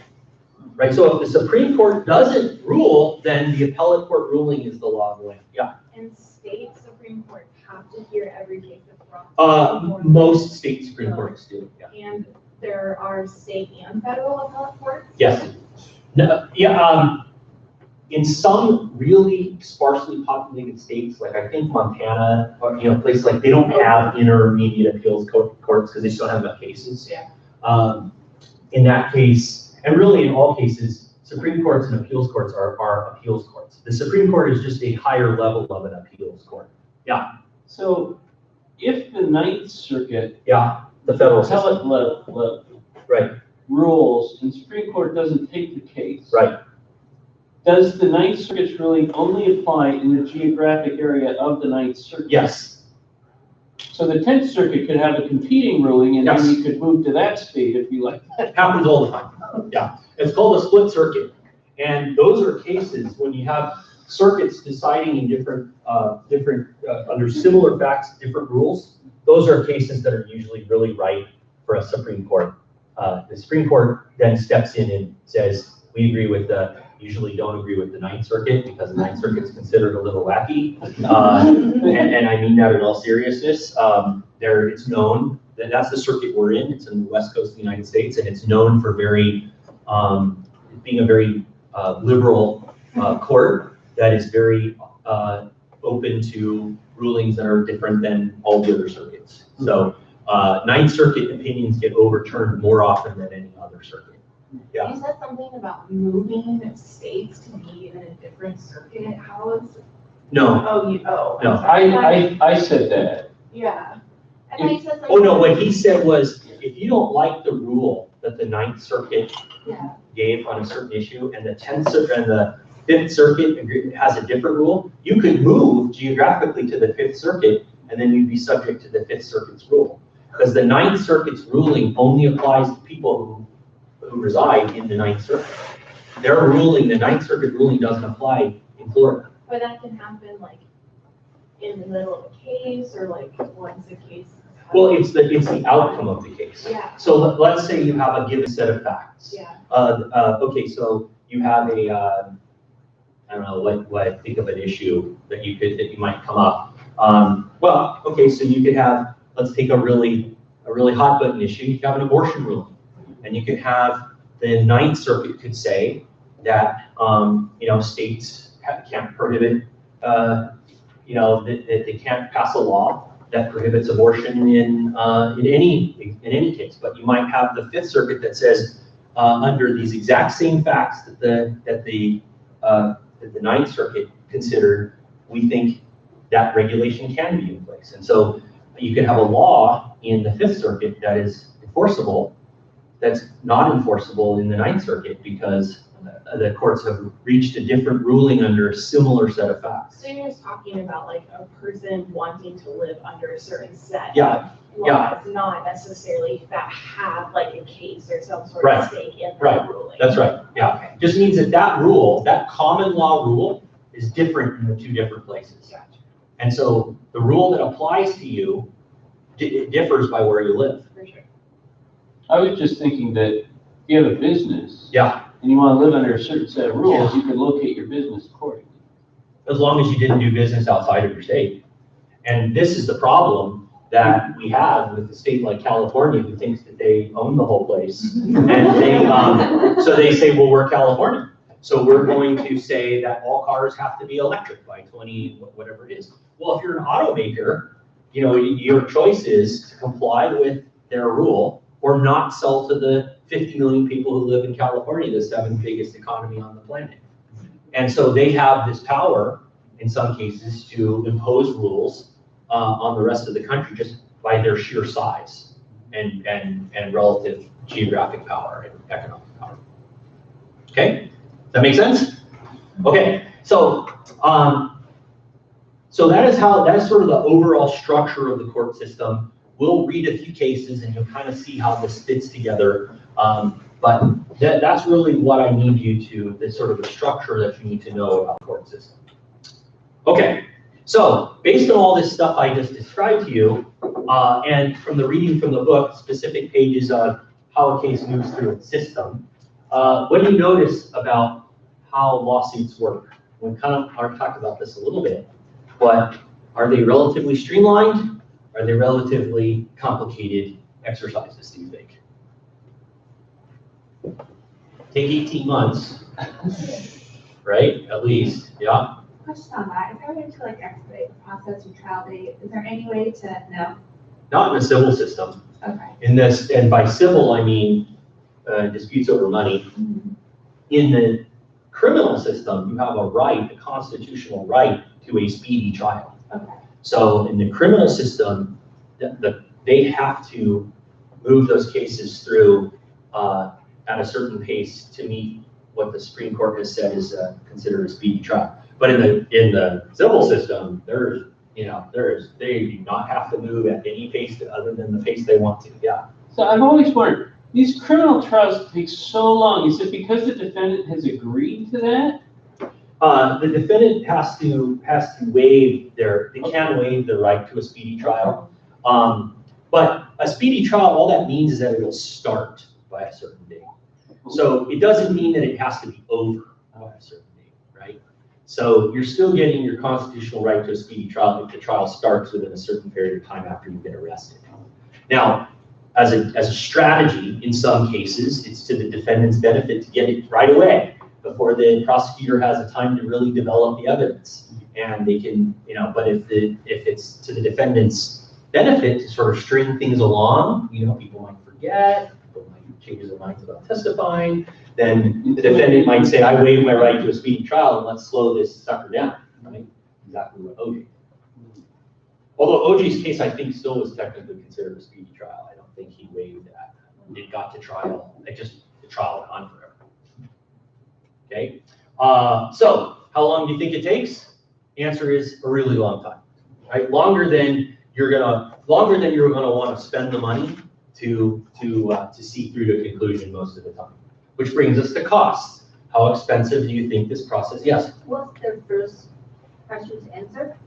What do you notice about a lawsuit? Yeah. Yeah. It's whatever. What do you notice about it? Is it not about when you receive a pleadings? Okay, that's what starts it, right? My question was, is this an easy or a streamlined process, do you think? Or is it a process that is complicated with lots of steps? The answer is it's complicated and has a lot of steps. And all of that complication costs money. Every time your lawyer has to write a letter, that's going to cost you money. Every time they have to depose someone, that costs you money. If you, in discovery, which hopefully you read about in the book, you get to ask for all these documents. The other side sends you 18 boxes of documents and you get to go through them. And you pay the lawyer to do that, paralegal to do it under the lawyer's supervision. It can cost millions of dollars. It can be in the millions. Certainly, even for small cases, is in the tens of thousands of dollars. It's very, very expensive. I regularly have clients that come to me. I just had this happen the other day. I'll get to you in a second. A friend of mine called me up. He rented a sailboat, or actually signed a contract to have access to someone else's sailboat. And the boat never worked. The engine was broken and could never get it out of the marina. And the guy said, well, you didn't use your time, so that's it. It expired, your time expired at the end of the year. And he said, well, I never had a chance to use it because the engine was broken. And the owner said, well, that's your risk. So he lost $1,000, and he's completely upset about this loss of $1,000 and wants me to help him recover his $1,000. And I just said, walk away. Take him to small claims court if you want to, but in the time he's already used calling me and sending me emails, if I charged him my retail rate, he's already spent $1,000. And all he's done is ask questions. So the point of this is it's so expensive that you are self-insured for actually a fairly high, if you think about insurance and a deductible, right? When you get into a car accident and you have to pay the first $500 of loss and then the insurance picks up after that. Litigation works the same way, except the deductible is probably $25,000, $30,000, $40,000, $50,000. It will cost that much to collect that much. Yeah. Why lawyers always like to take half of their money that their client got from Right. the other side. So that's a contingent case. Not all lawyers do that. I've never done a contingent case before. It's common in areas where you have a claim for a lot of money, but don't have the money to pursue the case. So the lawyer incurs the cost of pursuing the case and then shares in the recovery. Like class action. Class actions are one example. Personal injury cases are often this way. If you slip and fall and target and you have $1 million claim, but you have no money to hire the lawyer will take the case on, incur all the costs, pay for the deposition, pay for everything. And when they collect the $1 million, they keep half and give you our 40% and they give you the other 60. After they pay for all the After they pay expenses. for everything, After they pay the expenses, yeah. Is that a rule? No, it's just an agreement between the lawyer and the client. Yeah.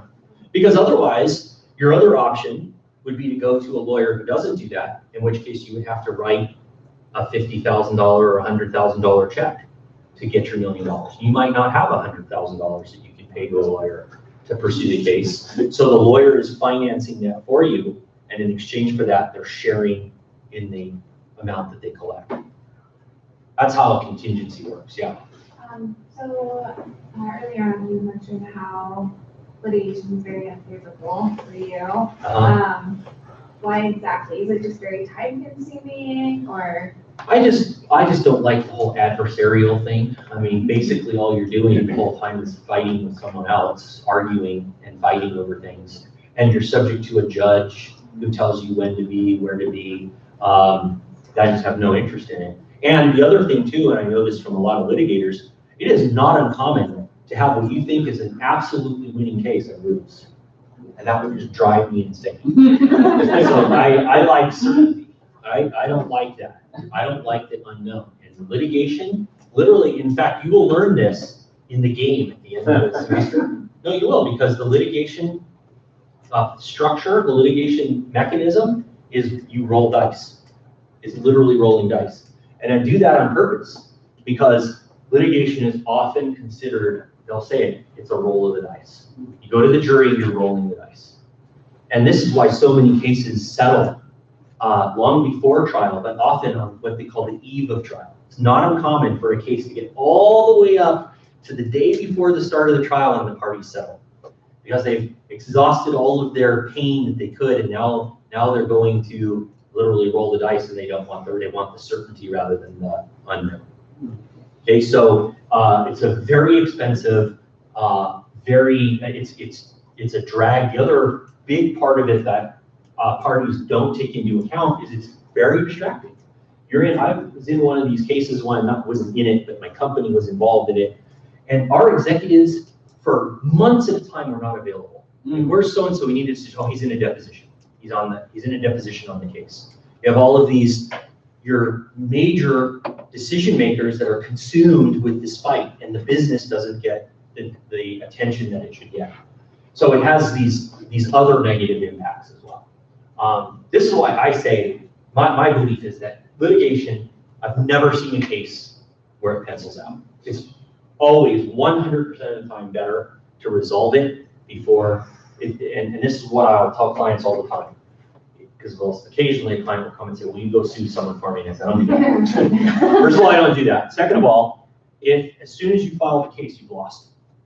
If you have to litigate the case, you've lost. And this is, again, where when I talk about this class is from the business lens, this is almost always the case. I've never in my 25 years ever seen a case where it was worth pursuing at the end. And then we spend an enormous amount of our resources in the United States on this process. 2.2% of our gross domestic product, 2.2% of the value of the entire economy of the United States is spent in this horrific process that doesn't result in really much good for anybody. Okay, it's because, and I say this all the time, if we all acted reasonably and treated each other with respect, we would need no lawyers. The fact is that we like to fight in the United States. We like to fight. We like to be unreasonable. We like to violate rules and stick other people with our bills. And as a society, we do this all the time. And that's why so this is effectively a tax on our system that pays for our love of fighting with each other and being jerks. I tell this story all the time. I was on a conference call with General GE Capital, who is one of my least favorite counterparties I've ever dealt with. And we were financing something. They were doing a financing transaction, and I said, did I tell you the story already? No.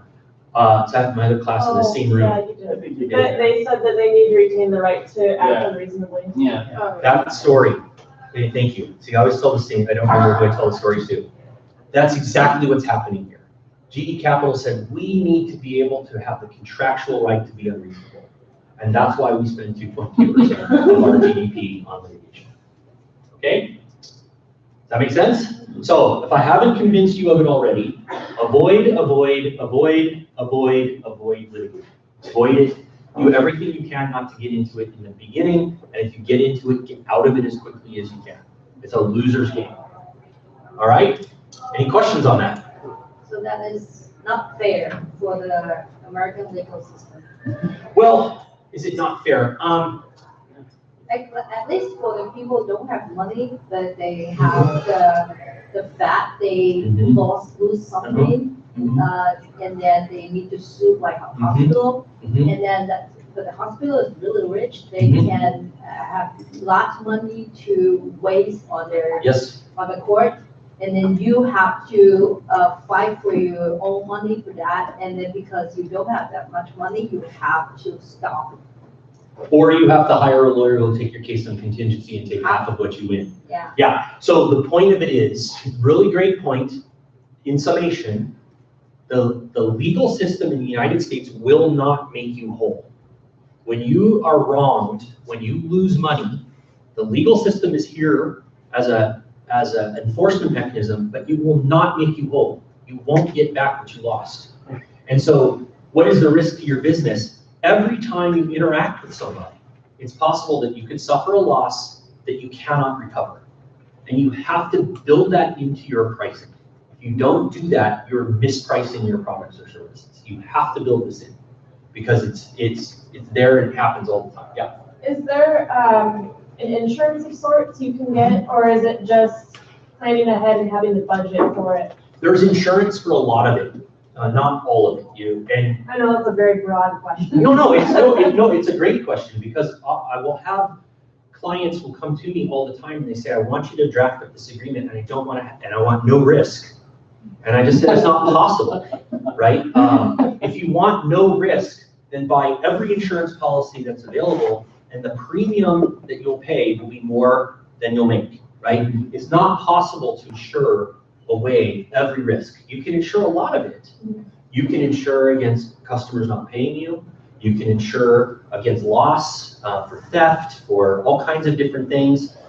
So insurance is a way to manage that risk, but insurance costs money too, right? So you're either paying the premium on the insurance to protect the risk, or you take the chance that you're going to end up paying into this system. One way or the other, you're going to pay. Yeah. Then you might have to sue the insurance company for them to cover it. Yeah, because insurance companies are really great at two things: collecting your premium and not paying your claims. Right? Those are the two things that they are really good at. And so there is an entire practice area of law called insurance defense, where these armies of lawyers, and all they do is represent insurance companies in claims when they don't want to make a claim. And insurance companies have this built-in advantage that you mentioned too. They can say, well, sue us then for the money that you need to rebuild your house, and eventually they can just kind of smoke you out for long enough time. And, yeah, right. So, so insurance has its own problems, yeah, for sure. Any other questions on that? Okay. All right. So I'm going to just go straight into the next segment now. Just I want to keep us on time, but I had planned to spend more time on segment A this week anyway. So now we're going to move into, which kind of builds on what we just got done talking about, this idea of a strategy of intentionally breaching an obligation and just paying the fine. Just making an economic calculation that it's cheaper to breach the obligation and just pay the downside costs than it is to actually comply with it. Okay, so in this is a situation that you are going to find yourself in all the time in the business world. This happens all the time in the private business sector. Okay, so we're going to talk a little bit about what we mean, first of all, by a legal strategy, a corporate legal strategy. This is kind of what my job was in a way for most of the time that I practiced law. We have already kind of defined law, but in this article that we have for tonight, they have a kind of a very specific formalistic definition of it. And then we're going to spend this time talking about what do we mean by an under-enforced law, and what are the consequences of that. We'll talk about what the strategy means, and then we're going to break up this discussion into violations of law that are, this is our first exposure to Latin. There will be much more Latin. For some strange reason, lawyers think by adding a bunch of Latin, it makes them look more important. Really, all they are just terms of art. So we'll look at the difference between law that we would say is now prohibited and now insane. Okay? All right, everybody good with that? Okay, so I know this is small, but these are the questions, hard to read, but these are the questions that I asked you in Sakai to be prepared to answer. So how does the Ostis article define the term corporate legal strategy, and what's the difference between an offensive strategy and a defensive strategy? Anybody want to take that on? What is corporate legal strategy? In your own words, not necessarily reading back from the article, but what does it mean to you? Yes? I would say it's a decision you make to try to, it kind of encompasses being aware of what laws apply to you, being prepared for them, and then just deciding, like, strategy in itself is proactive of deciding or trying to decide how you might deal with things when they come and creating contingency plans for variation. Right, I think that's a very good summary of it. It's how does a business interact with the law, and how do they build that into their business strategy, right? So sometimes the legal strategy might not make any sense in a vacuum, but makes sense in this, larger context of a corporate strategy. Okay, so that's what, when we're talking about corporate legal strategy, we're talking about how is the business using the law as part of its overall strategy. Now, what's the difference, or what are some examples of an offensive legal strategy as compared to a defensive strategy? Yeah, Melissa. Well, the offensive strategy kind of reminded me of how, was it Google that was like buying, it was more Motorola to right. get like patents and stuff. So Right. basically how, I thought it was interesting, the book put it, build a war chest against trading partners, customers, and other stakeholders. Yeah. That was really interesting. Yeah, and it's actually an offensive strategy that's then used in defense, right? To strengthen your defense. And what it is everybody familiar with the story with Google? Everybody hear what you have to say? Yeah, right. So that's the Motorola buying up the patent portfolio for the purpose of just protecting yourself, insulating yourself from other claims. Okay, so that would be an example of it's offense, but it's used to bolster the defense or to prevent other parties from suing them in the first place. And even though they don't need these patents or don't want them otherwise, it's purely for their legal strategy. So mostly all legal strategy is defensive. Well, it can be offensive in certain cases. You can. So the example that I often use is the Seattle Seahawks. We talked about the Seattle Seahawks. Yeah, they just took the number. Right. So their offensive strategy is to ensure no one else is going to use that 12, even though nobody's suing them for it. So they're not defending anything. They're using their claim to that intellectual property as a hammer to stop other people from using something that they really probably don't have the right. But that could lead to a lawsuit. Sure, Right? it could, although in that particular case, their defensive position is weak. And so they don't want to be sued, because if they are, they might lose. So they're being really strong on offense to prevent having to be on defense. That's a really classic strategy of a sort of aggressive offense, right? Any other thoughts or examples on the difference between offensive and defense? Well, have a good feel for what we mean by a corporate legal strategy? Are you comfortable with that term?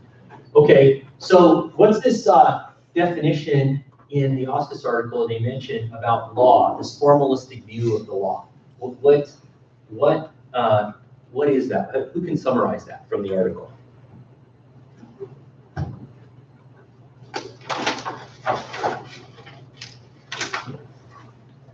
There were, so yes, Sarah. They basically had two categories that were the main points of discussion, and it was the Latin words you have up there, but whether it's criminal or white collar, essentially, for the two categories. Okay. And then for criminal, it was pretty much agreed that they needed to be enforced or followed even if it wasn't enforced. But white collar, there was room for a strategy. Okay. Okay, that's true, and that's sort of we're getting there. That's a good point. But specifically, what is this formalistic view of the definition of law? And it builds on what we talked about earlier. What are the four sources of American law? Constitutional, statutory, administrative, common law. But here they say there's one other really important element to law in the United States. What was that?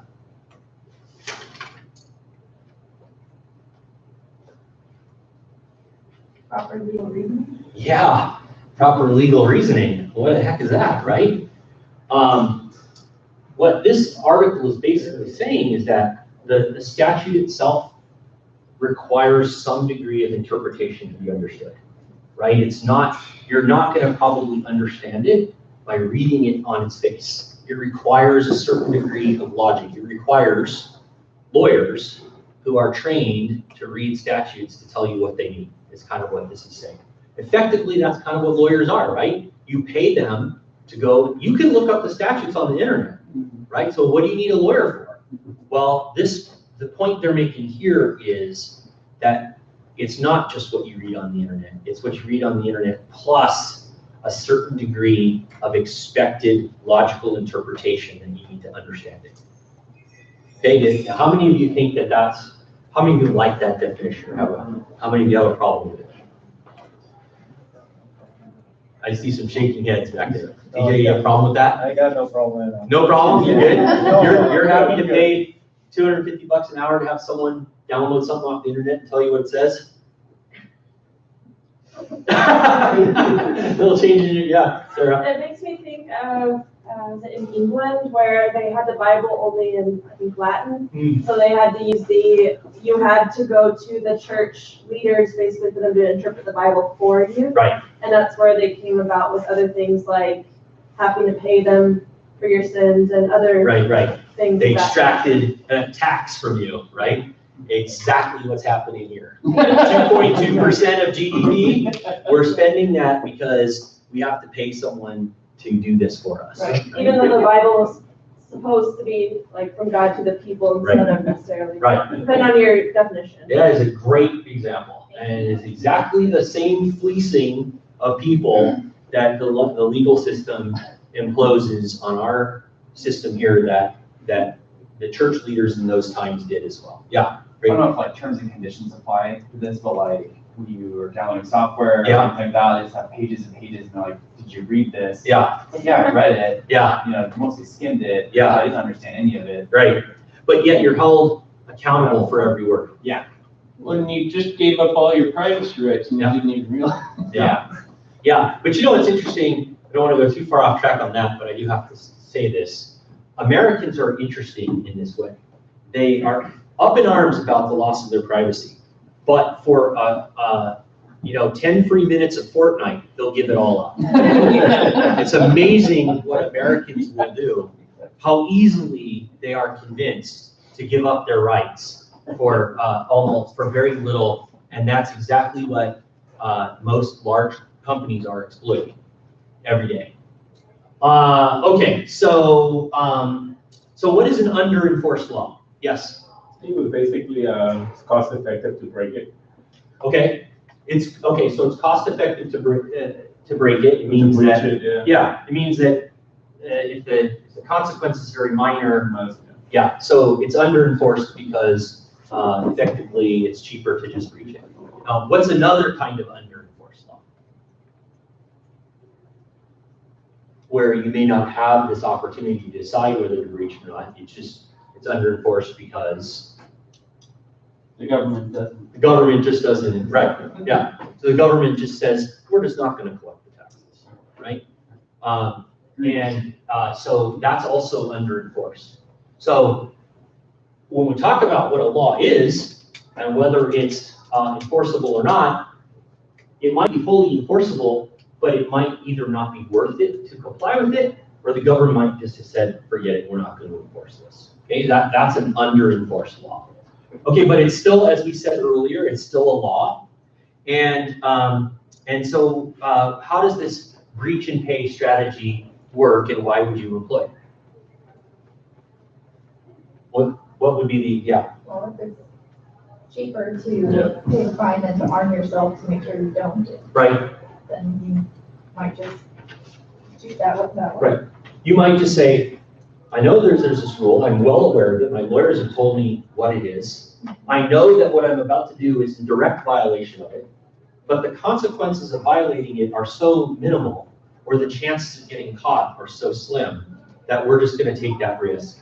It makes more economic sense for us to breach than it does, and pay the fine, if there is one, than it does to comply. It's cheaper to pay the fine than to pay the premiums on your home. Yeah, right, exactly. It might just be cheaper to, right, yes. Can you do this more than once? So like, if somebody does it and, yeah, if the fine's this much and, Yeah, all right, we're gonna do this quarter, and the next quarter we Yeah. decide to do it again, and. I mean, of course. Yeah, and in fact, what happens in the real world is you run into this problem, it's like an actual, it's a problem we have in the way our brains are wired. And that is, if you get away with something once, the more times you get away with something, the more you believe that you're gonna get away with it the next time. But of course, the more you violate it, the more likely you are, in most cases, all you're doing is proceeding towards the eventual ultimate getting caught, right? But the more you do it, the more, and this is how Ponzi schemes happen, right? This is because you get away with it at first and there's no consequence, so I'll just do it again, and I'll just do it again, and the problem just gets bigger and bigger eventually. Well, that's like DUIs too, if you think about it. If they either to enforce it like the first time, Yeah, so a stronger enforcement or something, then it wouldn't keep happening. But how many people you know that have 3, 4 DUIs? Like, how do you allow it to keep happening? Yeah. It's just money, right? In that sense, that's right. yeah, no, exactly, and that's just a sort of another version of the breach and pay calculation, right? You're gonna go out, you're gonna have a few more drinks than you should, and you should, you drive, when you know, and you're making an economic calculation effectively. However, as we get further down into this set of discussions, if you violate that rule, there are some consequences that are more than just paying the fine, right? If you drive under the influence, not only are you risking, losing your license and getting a fine, but you're risking killing somebody, right? That's more than just dollars and cents. It actually has some impact on somebody else's life, right? Which we'll get to in a minute. What I want to make sure that you all understand is that you are going to do this all the time in the real world. You're going to have to make this decision all the time. Okay, so they raised the question in the article about the undocumented workers. So how did that example work? How does that fit into this breach and pay strategic decision to breach and pay? What were the facts there? Overtime pay, hiring undocumented workers. Why would you do that? It's illegal, right?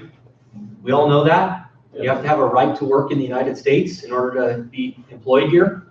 But there's plenty of undocumented workers who get jobs, right? Yeah. It's an under-enforced law, you better get prosecuted for it. Right. It's not very likely for it to happen. Right, so what did candidate Obama say in 2008? They quoted him in the article. You were more likely to, I don't remember what it was, than Get to be, struck by was it lightning. hit by lightning? Get struck by lightning than to be, Yeah, I mean, 66 businesses across the entire, like, all of the United States in a year we're compensated for hiring like undocumented workers. Right. There's no possible way. Right, Or they right. were the So, only companies who did that. right, so if you have a business that needs undocumented workers, and you're facing this decision, I either lose my harvest, let's just say, I guess that's a stereotypical example, but we'll go with that for now, right? Because that's in Washington State, this is in hospitality, farming, agriculture, these are the big industries. There's plenty of others, but, and I don't mean to be stereotypical about it, this example comes to mind. So let's say you own an apple orchard in Yakima, and you need to harvest your crop, and your choice is you lose your crop or you hire undocumented workers because you can't find those who do qualify who want to do work. Okay, so, and your odds of getting caught, according to the President of the United States while he was campaigning, were about the same as getting struck by lightning. So what decision are you going to make? Are you going to lose your harvest and comply with the law? Or are you going to break the law in order for your business to survive? Well, because even, I'm pretty sure it said like that, I think I read it, that said that the total fines paid was only like $45,000, like for these 66 companies. Right. Right. How does that, like, how in the world does that not make economic sense for your business? Right. Right. And you're gonna see this. You're gonna see many examples of this in your business career, where you're going to intentionally violate a law that you know prohibits this practice. You're going to do it anyway because it makes business sense. Is that fun to do? And then, is it okay to turn around and vote for people who are anti-immigration? Yeah. If they'll cut your taxes. Yeah. I don't even know where to go with that. To say, people do that all the time. There's massive hypocrisy out there, right? On the one hand, you'll say, I want inexpensive produce. I want these services that are provided by these laborers, and I want them at a price I can afford, but I don't think any immigrant should be able to come here, right? That's not a company. So, and it's one of many, and hypocrisy is, by the way, equal treatment, right? I don't mean to pick on the conservatives. The liberals are just as hypocritical on many other issues. So it's just that's what I'm trying to point out here, is that there's the rule that we all study in the book, and then there's an economic calculation that says it makes a heck of a lot of sense to violate that rule. Okay, and so it raises this question: is regulation of a business a price or a prohibition? Right? There's the article makes reference to this sort of scholarly debate about whether regulation is actually a prohibition or just a price. And what do you think the answer to what do you think it is? Is it really just a price, or is it an actual prohibition? Who wants to take that one on? Yeah, Sarah. Well, from what the article said, but I personally agree also that it depends on where your kind of moral, ethical reasoning standing is. So I don't think there's one answer. For me personally, I believe that if it actively negatively affects or is active harm to humans, animals, or the environment, that it's a prohibition. Okay. But if it's something else that's just you pay and it's okay, but it doesn't actually harm, physical harm to any of those three things, then it's a price for me. Okay, so you're carving into sort of two categories: those that are morally indefensible to violate, and those that have a sort of different moral quality to them. Right? You're applying a moral lens to that, which is fine, but you're putting them into these two categories, and you're saying that some of them are a price and some of them are a prohibition, which I think is how most of us probably come out at one way or another. Yeah. My favorite story along these lines is this daycare center. The biggest problem at daycare center is people that pick up their kids late. Oh yeah, right. Yeah. So they wanted to crack down on this, so they said, okay, we're going to start charging more. Right. And the problem with late pickups actually went up because people went from a mindset of, oh, this is prohibited, and oh, this is just an extra price. I'm willing to pay that. Right, because, and that's from Freakonomics. Yeah. And it's a fantastic book, by the way, if you've never read it. There's a website, the guy that wrote it, become famous from it. But what they did at first was they said, it's $1 a minute for every minute that you're late. Well, and people just said, well, 10 minutes late, it's $10. That's worth it to me. Yeah. So it wasn't until they said, it's $100 if you're a minute late, or at a certain price, then then you're going to see that as a real prohibition. It's an excellent example of how the economics of the violation feed into the sort of psychology of it, right? Yeah. So that pretty much goes into, it depends on the consequence then. Yeah. Whether it's a price or a prohibition. Right. Yeah, it's absolutely the case. Now, it's still, I think, in that case, you're arguing though that it's ultimately a price. Yeah, that's what I was Right? going to say. It's Yeah. ultimately a price, and it's just a matter of what price it is. Well, but the interesting thing about that story to me is that before they put a price on it, a lot of the parents thought of it as a prohibition. Right, yeah. And so they felt Right. like, oh, it would be wrong for me to come late. Right. And so when they actually got a price, they're like, Yeah. oh, this is actually okay with them. I Right. just have to pay. Yeah. Right, yeah, so the point, valid point. Yeah. You're absolutely right, that only once they put a price on a prohibition did people consider violating it, or It was intentionally violating. Yeah. I mean, you still have those that were violating it anyway, right, and taking advantage of it. But by putting a price on it, it created this calculation, right? And I think that sort of the argument they're making is that when you do that, you are effectively asking, you're inviting people to make this calculation. It's like, oh, I can pollute the river for $10,000 a day. Well, Yeah. it would cost me $10 million to put a filter on that. Right. So let's just pollute. Yeah. Even though that's going to hurt the environment or hurt people, right? So just skipping forward a little bit, the Ford Pinto case. Mhm. Okay, so what happened in the Ford Pinto case? Anybody know the story? Yeah, cars blowing up, yeah. So the manufacturer Ford decided not to put $13 car into the Ford Pinto to Right. prevent, I believe, the engine from exploding, something of that sort. Yeah, Just because the cost would be heavily more than the deaths that it would Right. cause. That's right. So they used that metric as, I guess, a way to feel better about it. yeah, well, what they did was they made a very cold and calculating economic decision, right? The fuel tank was too close to the back axle. And if the car got hit from behind, it would push the fuel tank into the part of the axle that had edges on it and puncture the tank, spraying fuel everywhere and causing a fire. And they knew that they tested it and knew that this and they could calculate the probability that this might happen. So they figured that if you died a fiery death that was worth about, X number, $100,000 in settlement claims, you multiply that times, and if you Google, those of you who have your computer open, if you Google Ford Pinto memo, you can actually see the memo. It's an actual printed copy where they run through all this math. And they say, all right, well, $200,000 times 200 fiery deaths, that's a heck of a lot cheaper than $13 times 10 million vehicles. So let's not put the part on and let's just pay the claims. Okay, now we all will say, wow, that is absolutely horrible. I can't believe that they would do that, right?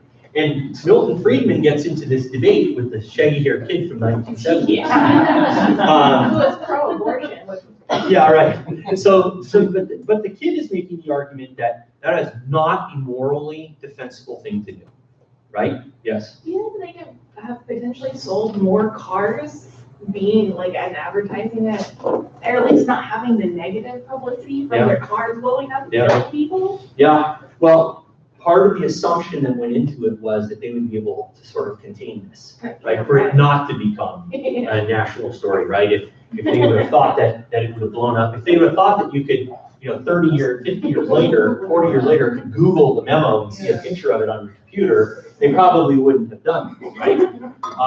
But they did it. So the argument, so the shaggy-haired kid from the 1970s is saying that's just morally indefensible for them to do that. Now, what does Milton Friedman say in response? Milton Friedman argues with them and says, you're not making a moral argument at all. It's a price.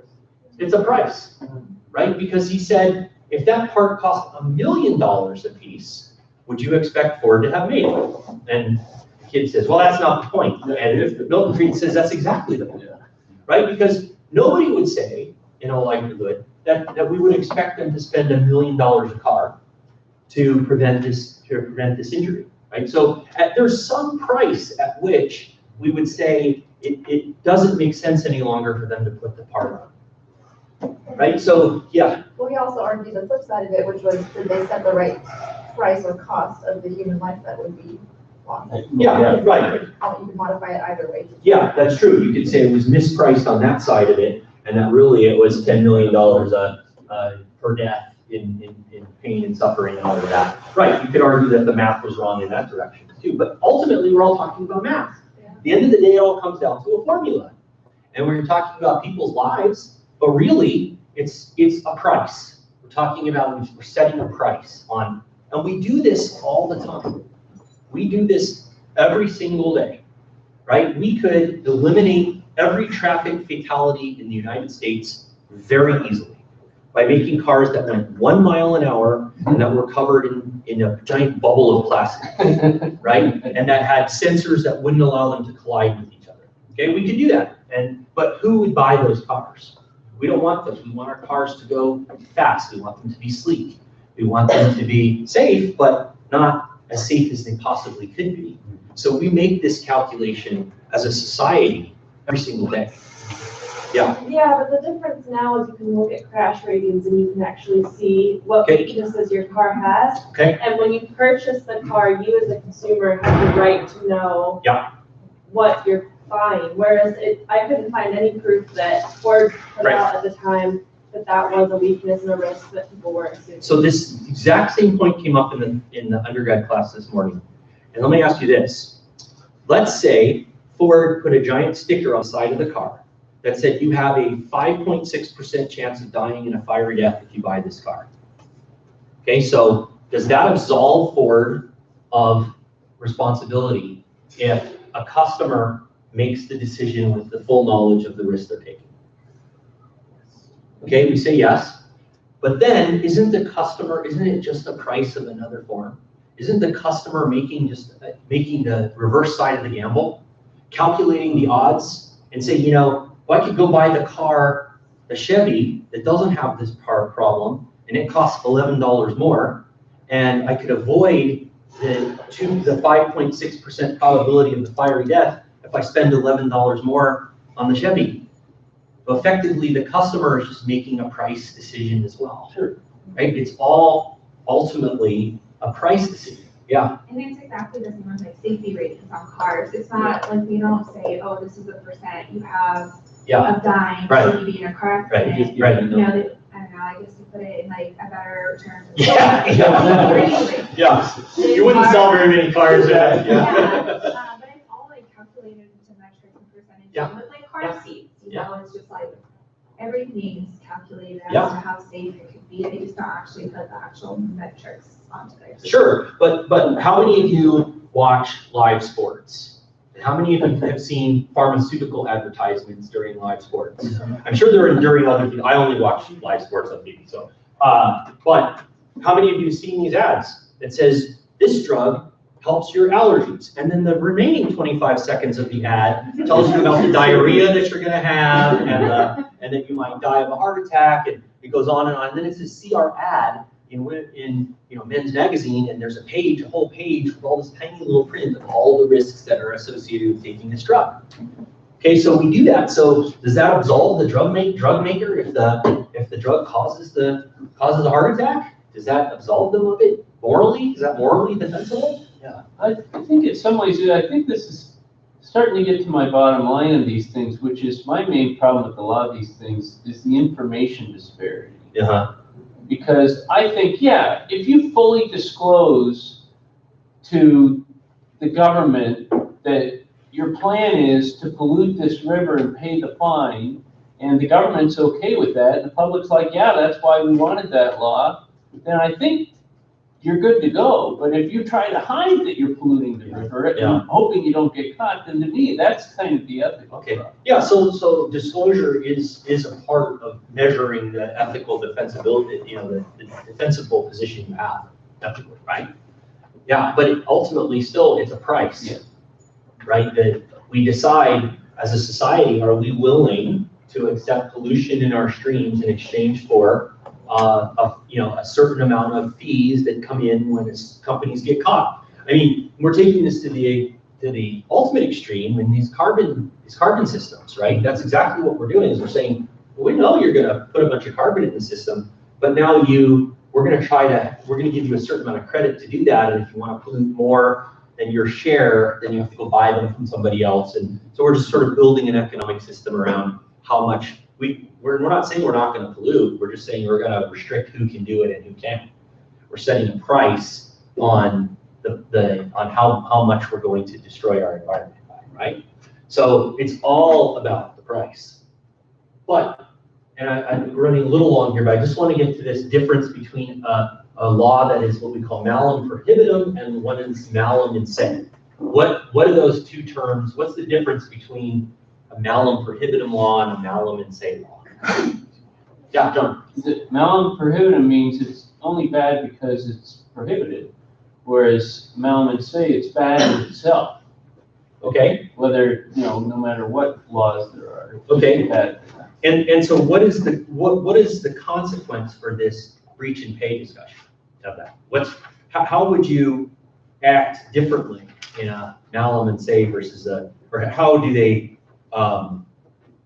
suggest it changes this debate? Well, I think the idea is that if it's malum in se, if it's bad in itself, then you're ethically in bad territory to violate it. Whereas if it's just bad because it's prohibited, then it's kind of okay to just pay the fine and move on. Okay, so this is a rule that is just a rule. Yeah. Whereas this is something that is it's evil in and of itself, right? So would we say that the rule that you can't kill somebody is malum in se? Would we say that's malum in se? Yeah. Okay, but then why is it that if someone breaks into your house, you can shoot them and kill them to defend yourself? So is it always the case that killing someone is malum in se? No. Can you morally defend the death of another person that results from the defense of your property? Or yourself. Well, it depends on the state or Yeah. county you're in, but yes. Yeah. Yeah, but the point that I'm trying to make here is that even the most extreme example of what you might say is a malum in se law, a law that is evil by definition, there still are examples where violating that rule can be morally justified, right? And it's fewer and fewer. There's very few examples where you kill someone and you can justify that morally. And if you go into a philosophy class, they have all these examples, right? Where, okay, well, what happens? What if there is a product or a gas that we can emit and it'll cure cancer for the entire United States, but it's going to kill one baby, right? Can you morally justify that? And that's why this is a law class and not a philosophy. All right, let's take a break and we'll come back and we'll cover the last chunk of material.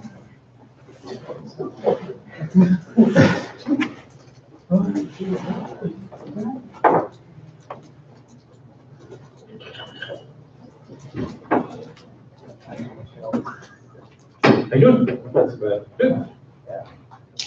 I want you to awake today. What's that? I want you to be awake.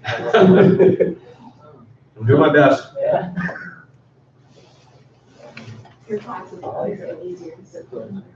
I'm sorry? Your class is always easier to sit Oh, well, that's nice to hear. I think it kind of depends on the week, though. There's sometimes there's topics that I try but simply cannot make interesting. No. Believe me, you do a pretty good job. Okay. Yeah, for a while. Well, I always say to my undergraduate class, when we start the UCC, the section of the UCC, but it's just the UCC. We have to muddle through it. It's incredibly boring, and there's nothing I can do about it. So just sorry about that, you know, I apologize in advance. You know, my very favorite, my very favorite. She's there right now? She's like talking to on the phone. Yeah. Yeah. She came before me around like 2 They're years. all When mad I about arrived- how high the taxes when I are. arrived, How high the around taxes are. And I'm like, Geo party came back. well, did you already charge your customers the tax? Well, yeah. Well, I was like, well, they paid it. Yeah, right. They should be the ones It complaining. wasn't yours You- to begin with. Yeah, it's not your money. Well, what always cracks me up in a way about tax debtors is their absolute incredulous disbelief at the penalties and interest. You Oh, know, if I could, look, I'll pay the tax. If I could just, but that is exactly what we're talking about yeah. here. They are willing to pay the penalty. Yeah. Yeah, right, but they'll claim that, oh, it's the government, if it wasn't for all these taxes, if it wasn't for all these interest and penalties, I'd be able to pay it. And what I always say to them is, well, then you should have paid it. Yeah. When it was due. Yeah. And then you would, you know, so the penalties and interest are not, it's not the government saying we're gonna pick on you. It's because you didn't do what you were supposed to do. Well, I know, but I still think it's, you know, so it's really funny how they'll find moral indignation. Yes. You know, and how they try to, in so many cases, avoid their own, accepting their own responsibility for it, you know. Yeah, no, it's like, well, you decided to spend that money on something else. And, and, you know, based on this, it's like you decided that you were happy to pay the penalty when it came along, Right. and then you weren't. So yeah.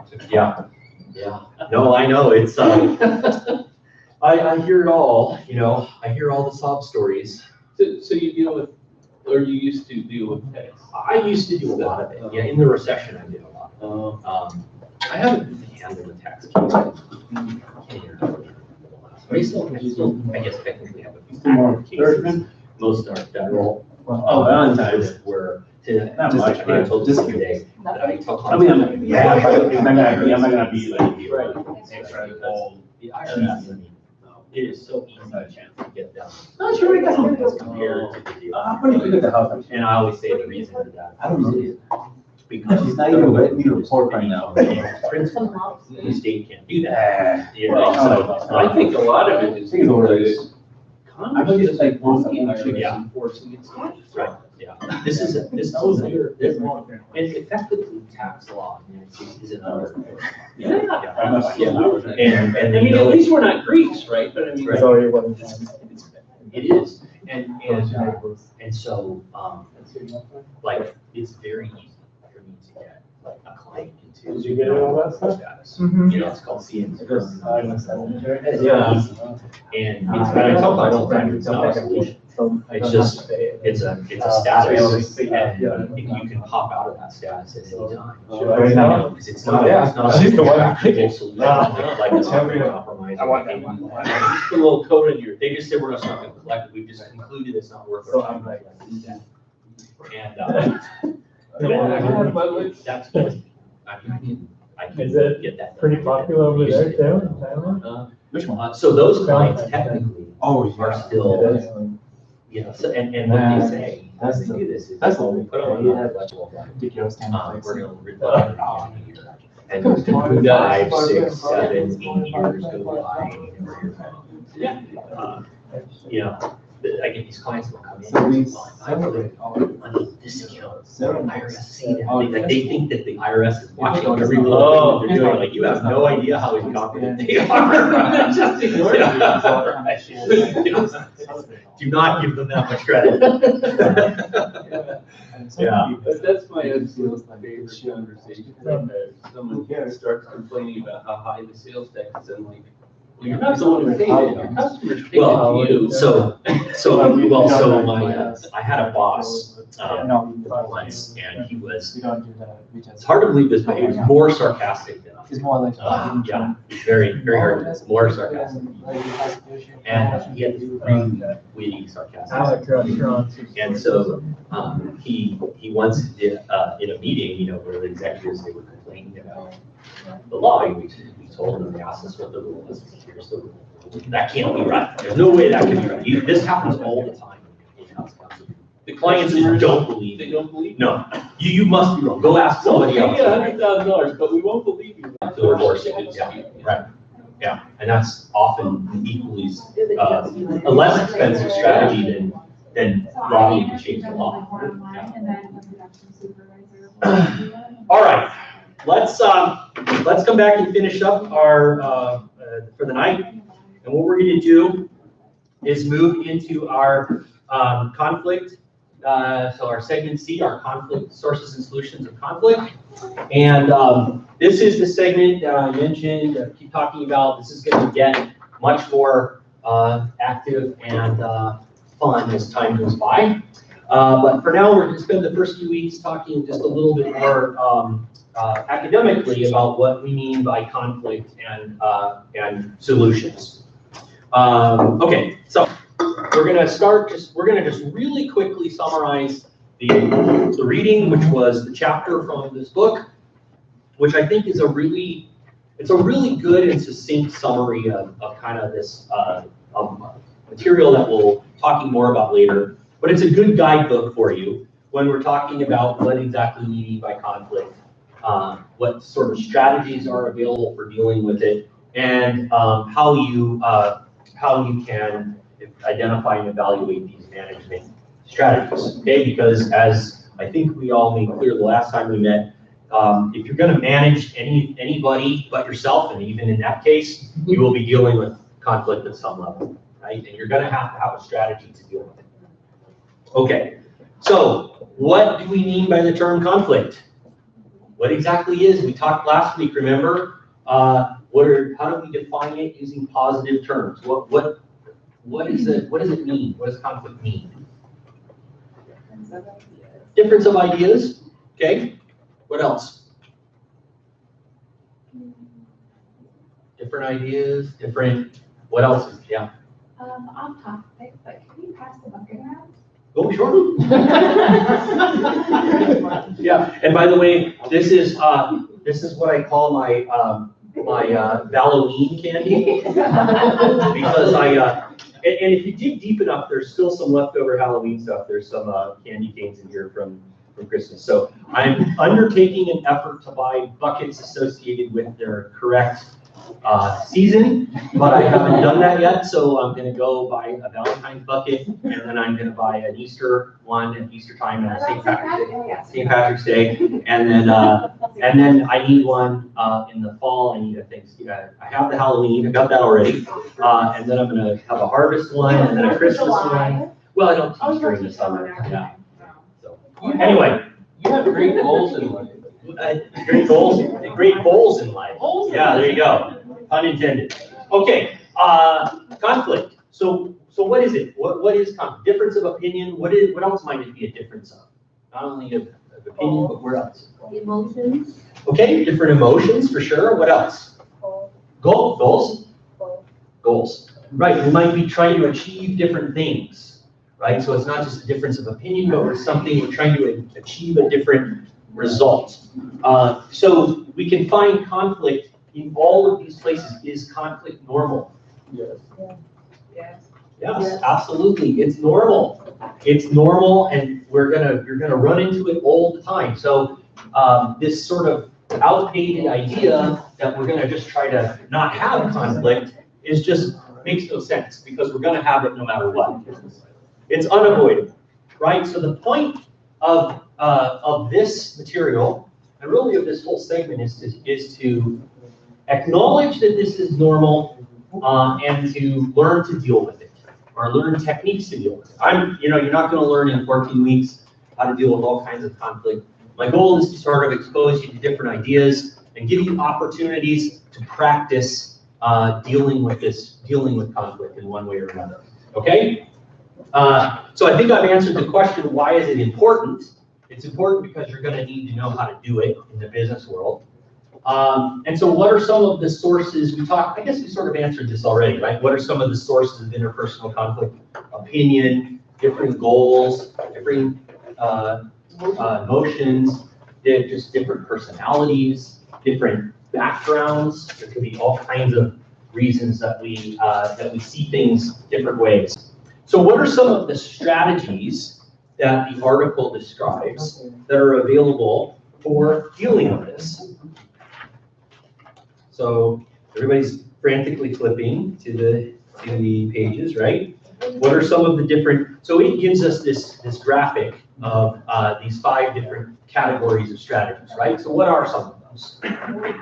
Avoiding, right? So we could just close our eyes and avoid. When is avoidance a good strategy? When does the article suggest that it makes sense to avoid conflict?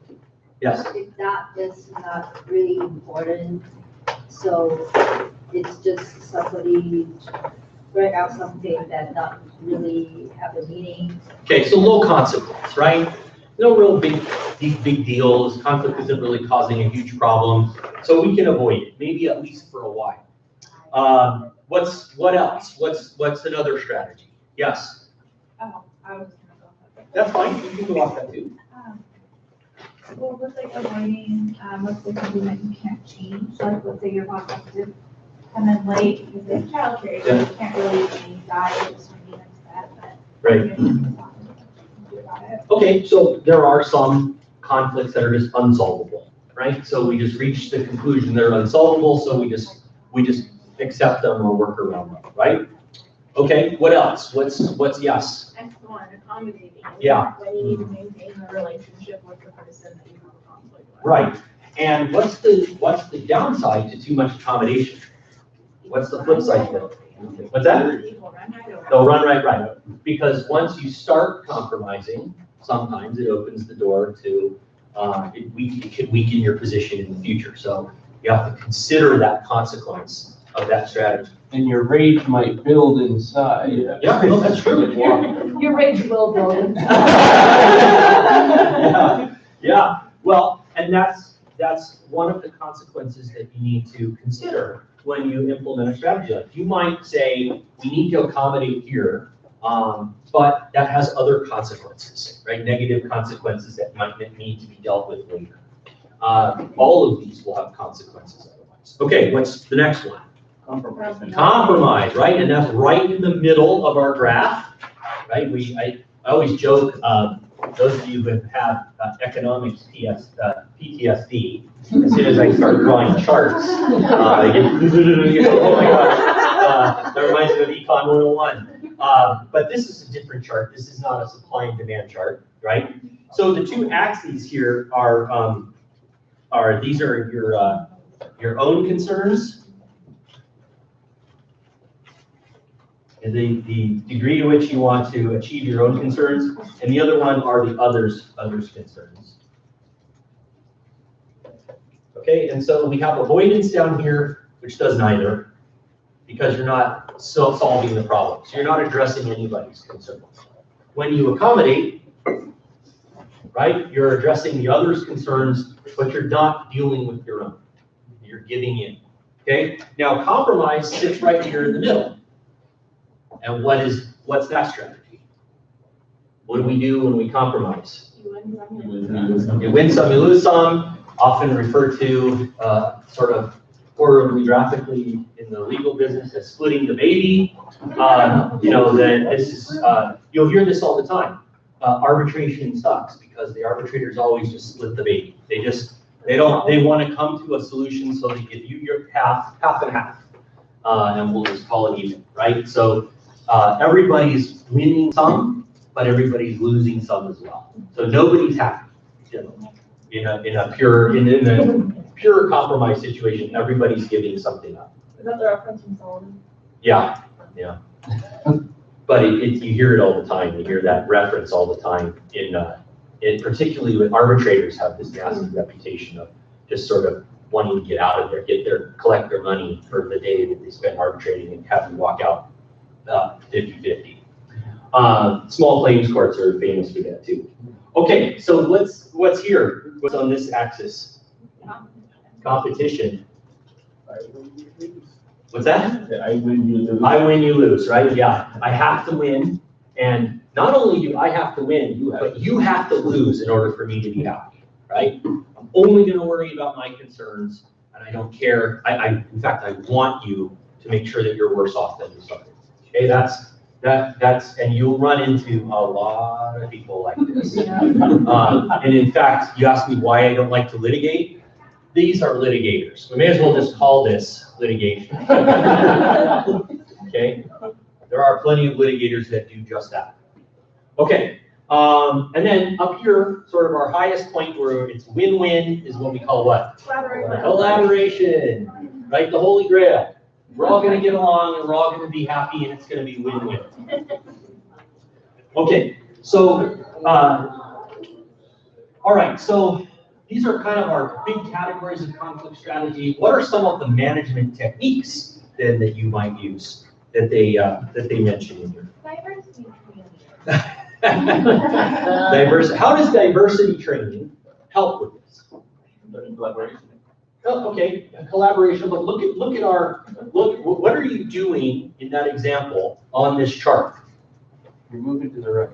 You might be moving to the right, but you also might be doing something else. Well, it's collaboration because you're addressing both what's important to you culturally and maybe as a person, and then you're addressing what's important to others from different backgrounds and how to make those two work together. Okay, that is one way that's absolutely one way to look at it. Another way is you're changing the axes. You're trying to redefine the concerns. Okay, because if you're in need of diversity training, you assume that you don't understand its value, and so you're changing the definition of your concern. Right, that's another way to look at it. You're actually changing the axis. Okay, what else? So diversity training. What are some of the others on here? Team building, right? So we work together. We learn to work together as a team. That's more along the line. It's all stuff that you can see up here on the collaboration. What about open communication? How does that help? How does open communication help resolve as a strategy? How does that help?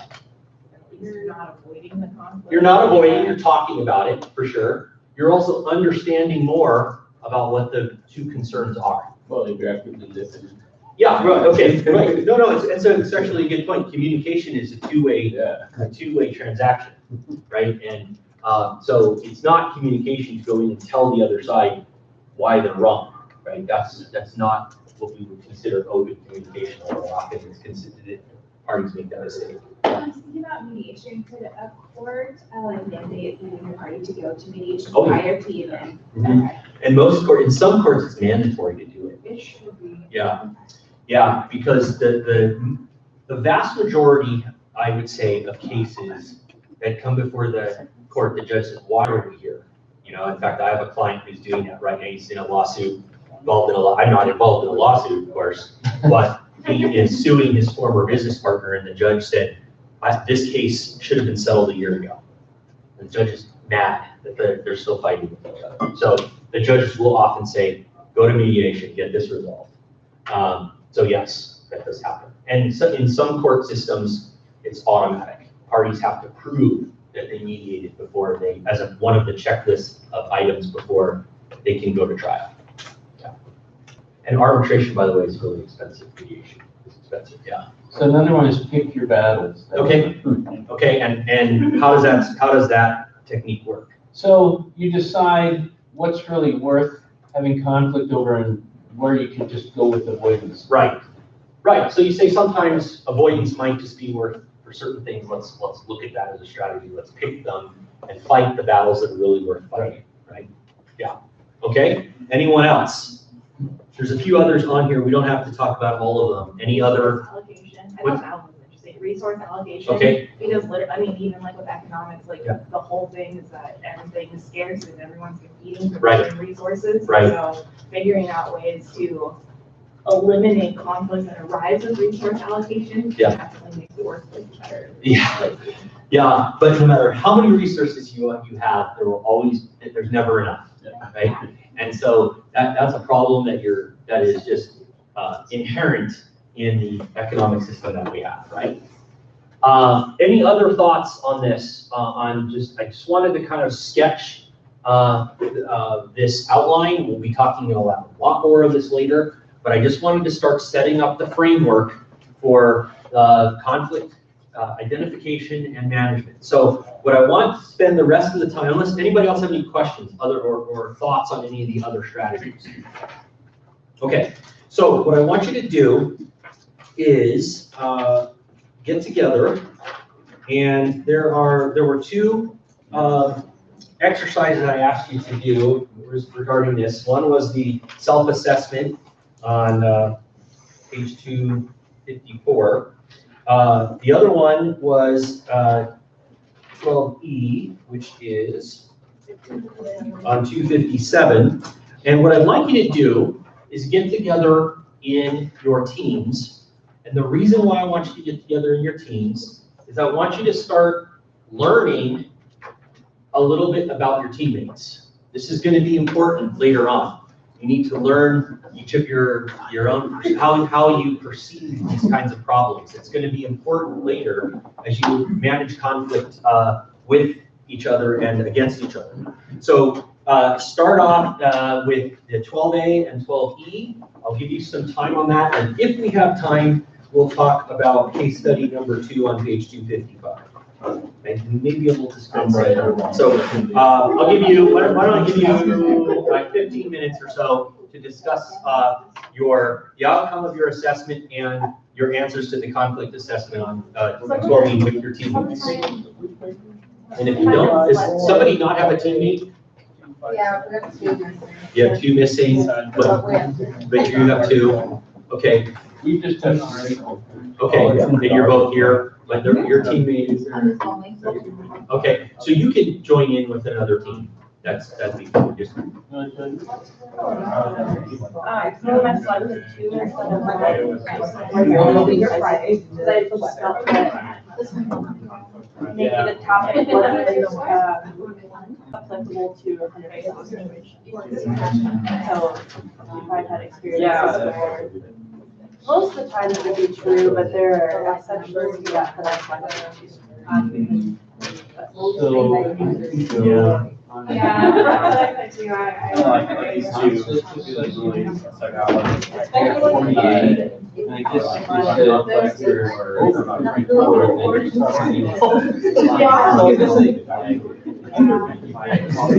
Yeah, I see it right there.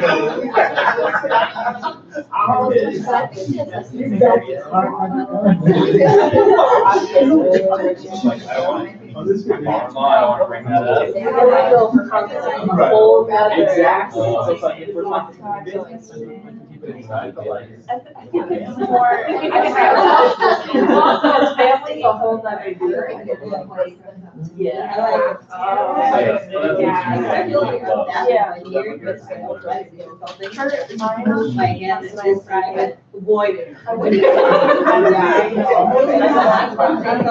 You know, like, I know moms get like, what? I didn't hear anything. I mean, once in a while, I think it's like a cool situation to be able to have a communication discussion with another person and to maybe be able to kind of educate them in like a very practical way to like help them grow. If I feel that, or maybe I feel I could learn something. But for the most part, I don't enjoy it, but I'm not afraid to approach it. Yeah. I definitely, I would say although I'm getting better. I mean, I get what they're trying to say, because I mean, practically, if you keep someone speaking, So this was then back in. you're kind of How is that different than changing the person? I don't know. And so some of these answers might I started in June, so that was. But I think of how you interpret it is pretty much like, Yeah. like what you said, because I don't management needs something immediately, like a packet. But, because I think that it is important to see if it's a pattern that needs to be addressed, Yeah. you know, so much then that day. I guess it's very easy. Yeah, exactly. I didn't, Because that's how, I don't know, I wasn't, right. yeah, metrics, just like other people. So for me, that's not. It's really constant. Literally, it's how company on trial, but. And Right. it's one thing to trial is regardless of. I would, yeah, I'd I'd rather. rather, and then I was, yeah, It's it's kind of like like, that, that's that's too too focused on. type thing. Yeah. Or And like like some a, of the things that were. I wrong. tried. Rather than like, I'd rather do my job.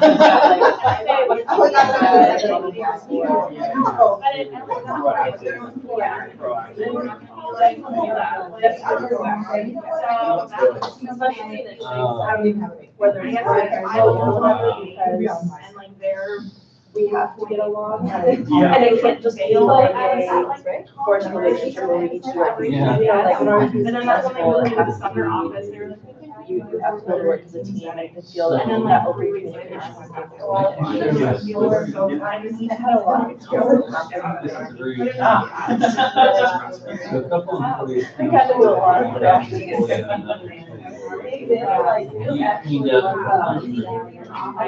For all the other. He was scheduled. You use Outlook? Yeah. It doesn't give you the error message, like you said, like.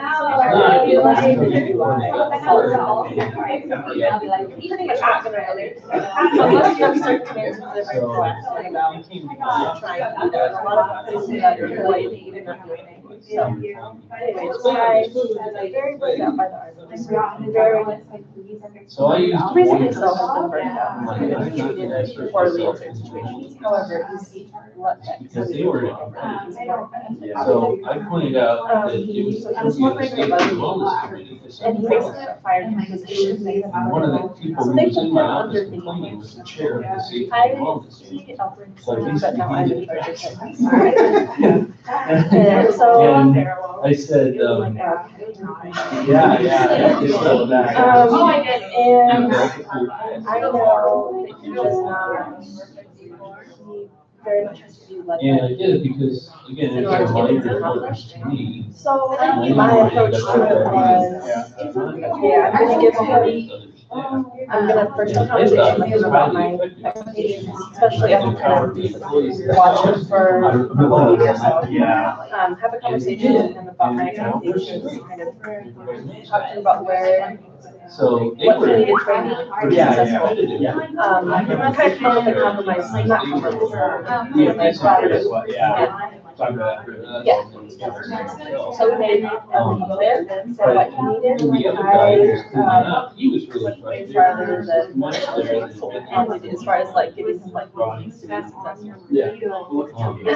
And so.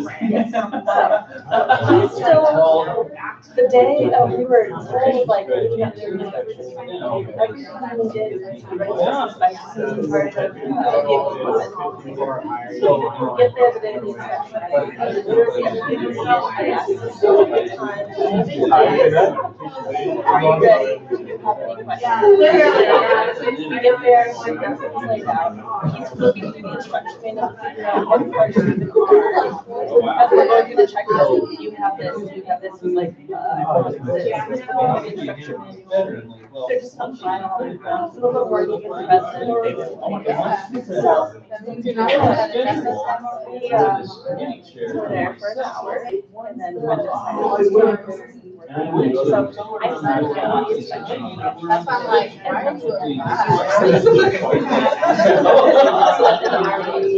I'm addressing this process. So I had like get this like, oh shoot, I have this stuff saying, and like, because everybody else out here. Yeah. I was like, I could have. What's so been. it's basically forcing that. It still wasn't. So that's what. Be successful, I don't know what more I can do for you. And more than that, I literally and I should have believed you guys now. And in addition to that, because of that scenario, I really was no way to punish you. Yeah. So, we're gonna do this again next week. And if it's not right next week, I will go to the person that does your annual review, and I will make it very clear to them all the areas you fail. And it's because you get negative remarks, and that's really bad. If you get negative remarks in that annual review, it really affects people. Yeah, yeah, so you could progress. Right. So, and then I was really mad. That was very, very, yeah, very, like, intense. Yeah. And anyway, he's like, understand. And Tara, and I made him walk away so I could just walk out myself. That's so angry. But anyway, the next time, he's gonna leave, he fix it. Next time we showed up, it was exactly above everything was perfect. Yes, oh my gosh. And we didn't have any issues after that. Like, he still lets to do little things here, but as long as I do and I, part of my speech, and speeches after that were like, I understand you're burned out, but choosing not to do your job affects others. And we all fear that. So, and if you don't want to do your part for anybody else, you don't for me to do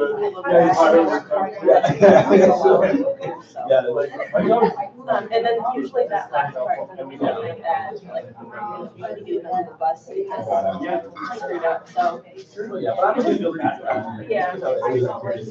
right. Yeah, he's a so he's got all the medical issues. Anyway, I think it's just like that. What matters ultimately, and finding a way to use that. You know, whatever. Anyway,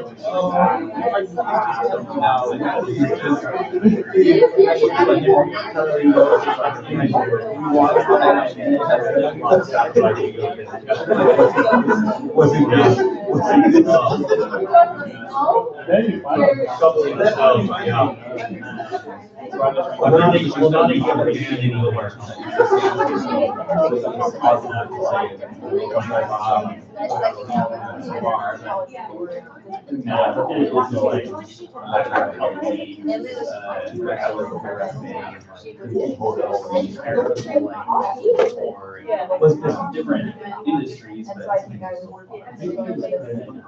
she's actually the one who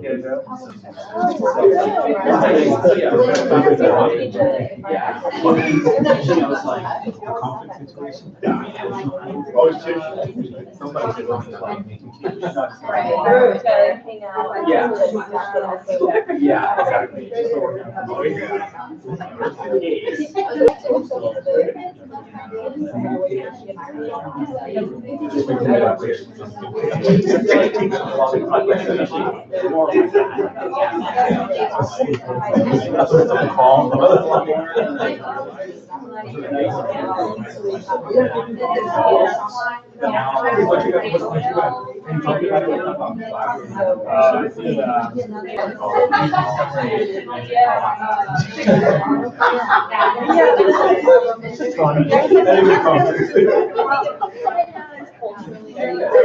Yeah, that's our too. I think that was like our generation. Yeah, I mean, I think our next generation was raised in compromising. Especially the younger figures. I don't disagree with you. Where's her name?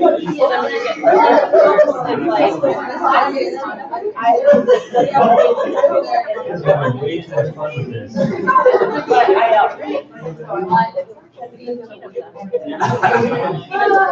Well, there's a new, one of the most controversial of them all. I think you can add a little bit of collaboration. And you'll find out they're not really talking. Yeah. And that's what technically is like, so far. Yeah. You can't really pass that.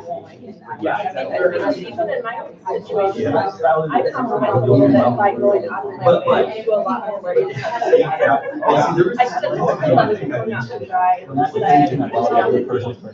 are the duties of the job, and by collaborating, say, what do you think is the reason I'm here? But I still basically try to figure it out. But I compromise by trying to. You can do it. Really know you worry about this.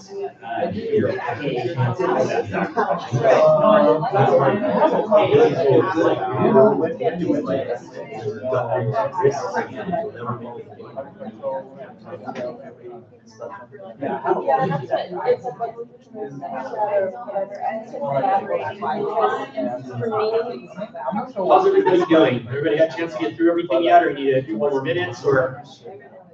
Good? Good?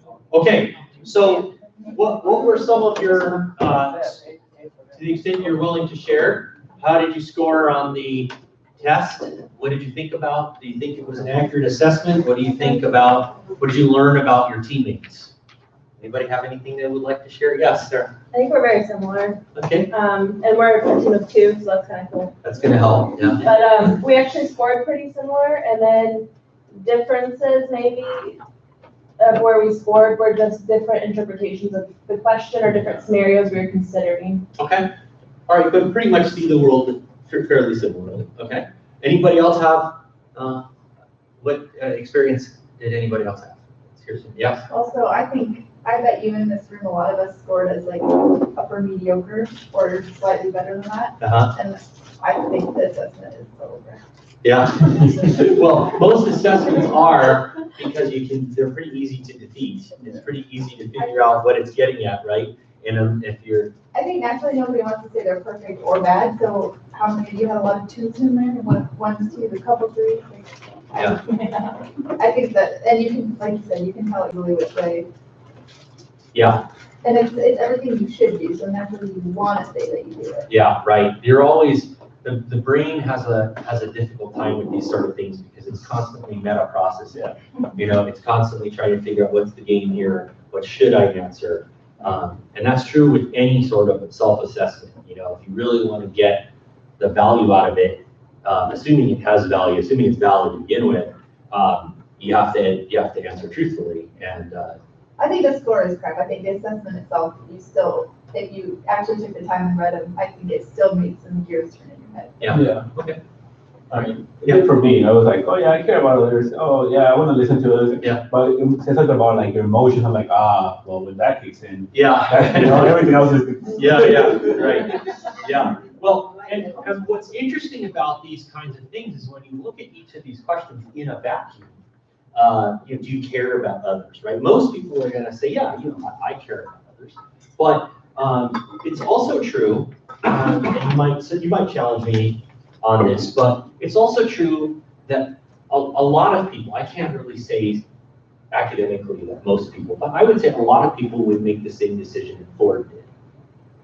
And so even though and maybe not in that extreme of an example, but a version of it, where we're gonna make this economic decision that's going to negatively affect other people, and we sometimes have to do that. We might intrinsically care about other people, but when it comes down to whether you have to write the check or not, or whether you have to answer to the shareholders tomorrow, or the possibility of paying a claim and getting caught later, you're gonna find yourself making these compromises internally, I think. Yeah. I just have one more thought about the Ford case. I Yeah. think it's interesting that because like the math that they did, if they had done it differently, like in terms of like profit margin, and like really realized like what $13 really meant in terms of how much profit they were still going to make from each car, I feel like they would have reached a different decision. I don't, well, potentially, I don't know. Yeah. But it It also, looked better on these were like that $13 like discrepancy. It really wouldn't have looked like that big of an impact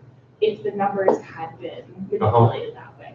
now, and that's true, and I don't know if this is the case with Ford, with the Pinto case for certain, but at that time, a lot of the automakers, because of the CAFE standards, you're familiar with CAFE, it's the fleet fuel efficiency, and so the government said if you're a manufacturer and you make 10 different models, on average they have to achieve this certain miles per gallon mileage or fuel efficiency. And so what the car makers did is they started making smaller, cheaper cars to meet CAFE, but they lost money on every car.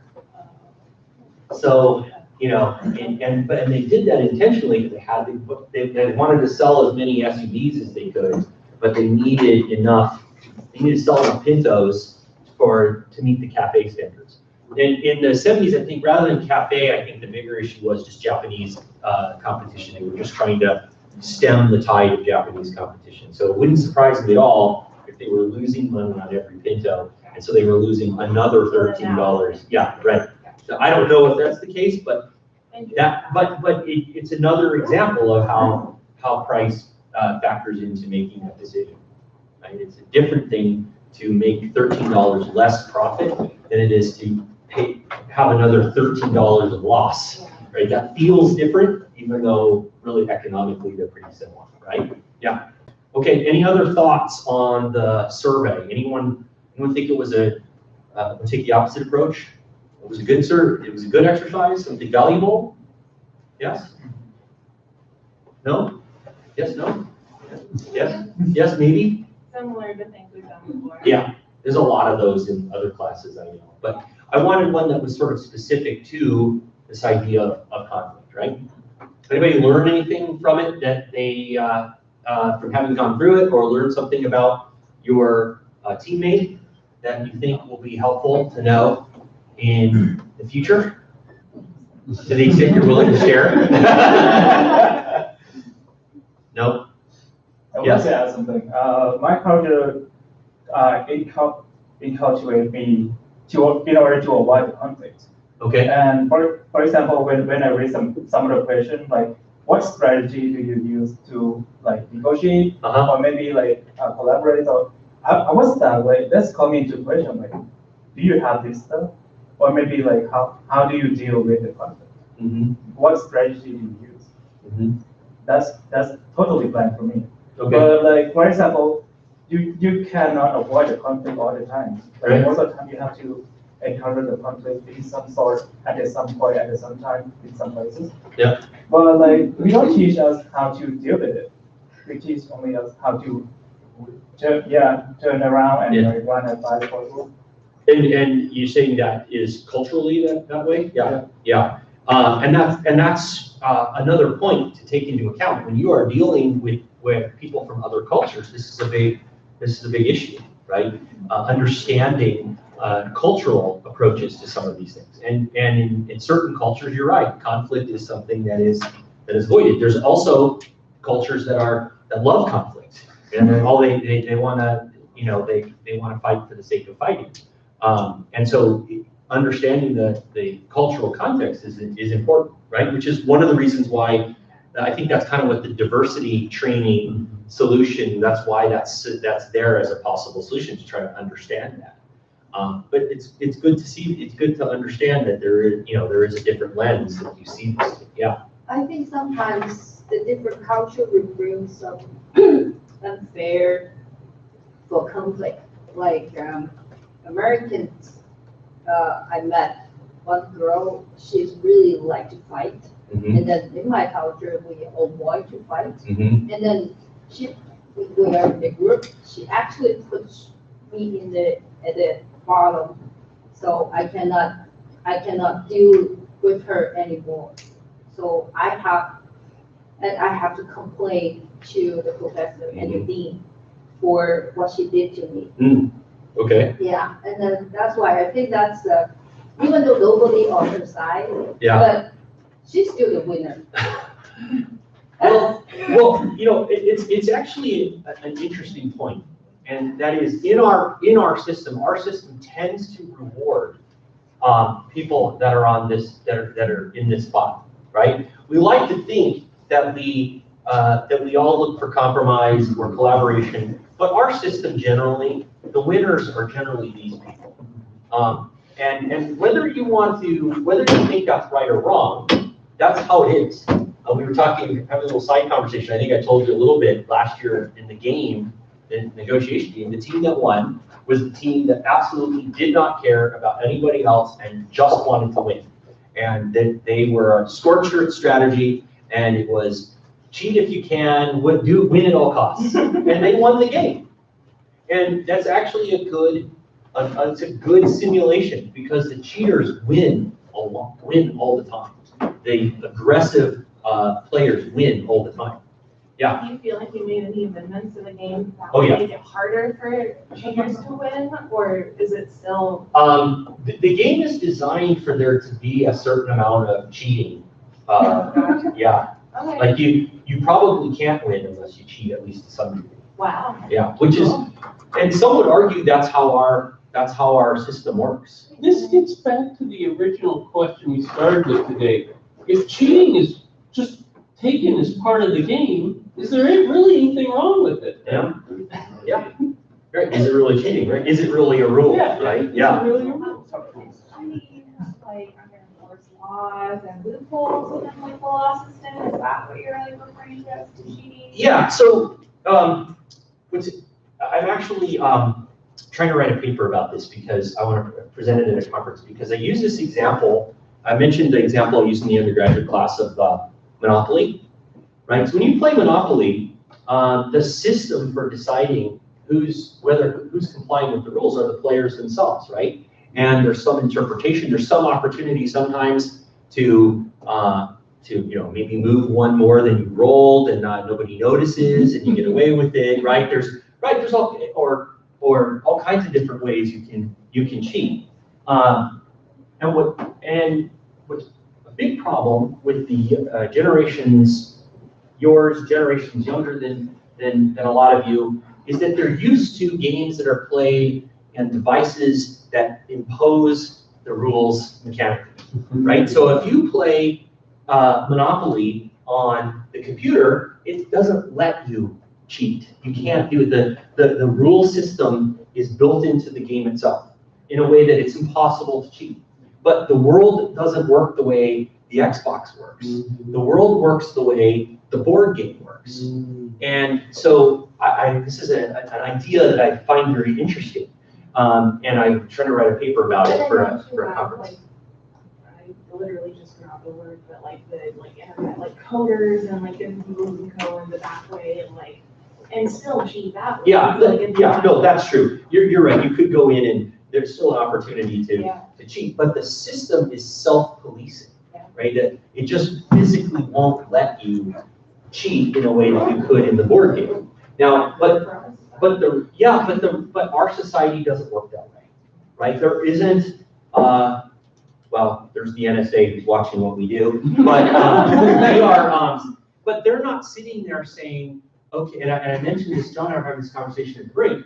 I get clients that come to me sometimes, they used to come to me and they, you know, their IRS is after them and they're like, well, should I deposit this check into this account? Will the IRS notice that? And I'm like, you have no idea really how incompetent they are. They have no idea how much money you're putting into or out of a bank account. They're not sitting there watching you.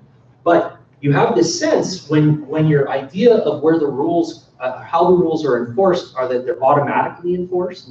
They're just not. It's just not that way.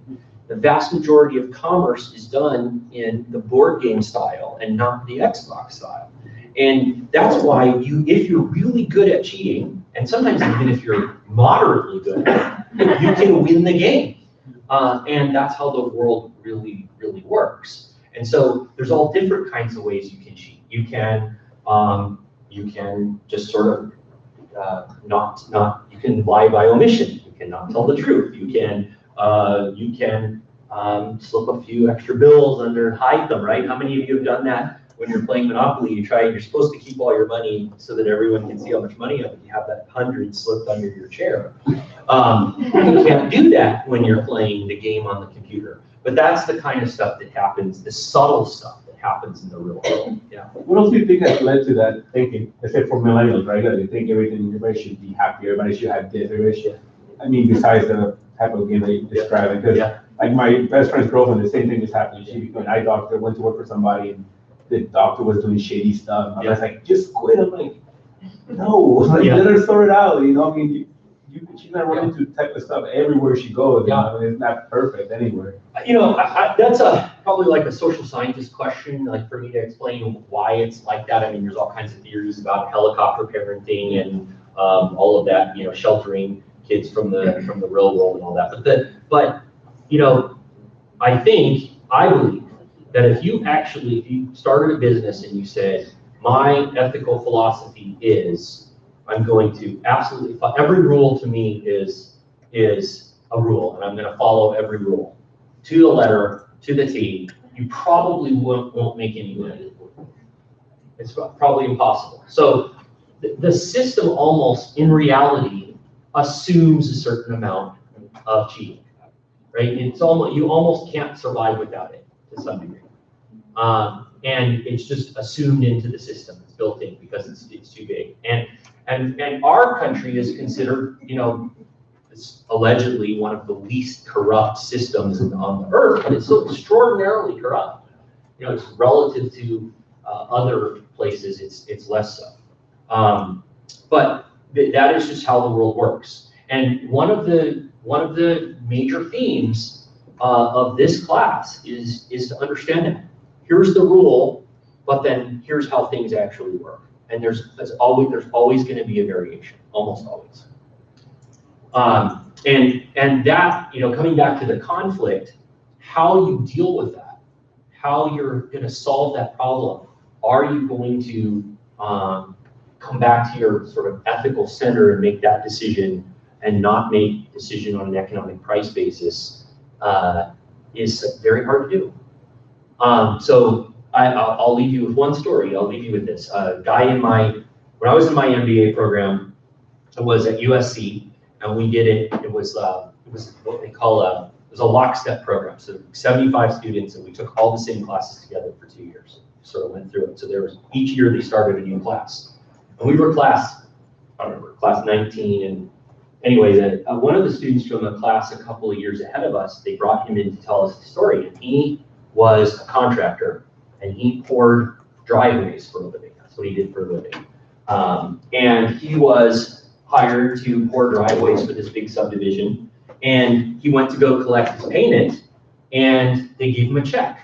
And so he, like most contractors living very close to the margin, needed that check to be in the mail, in the bank in order to pay his employees the next day. Goes to the bank, they forgot to sign the check. They gave it to him, but they forgot to sign it. This was like $400,000 or something, big check. And you know, they intended to pay it.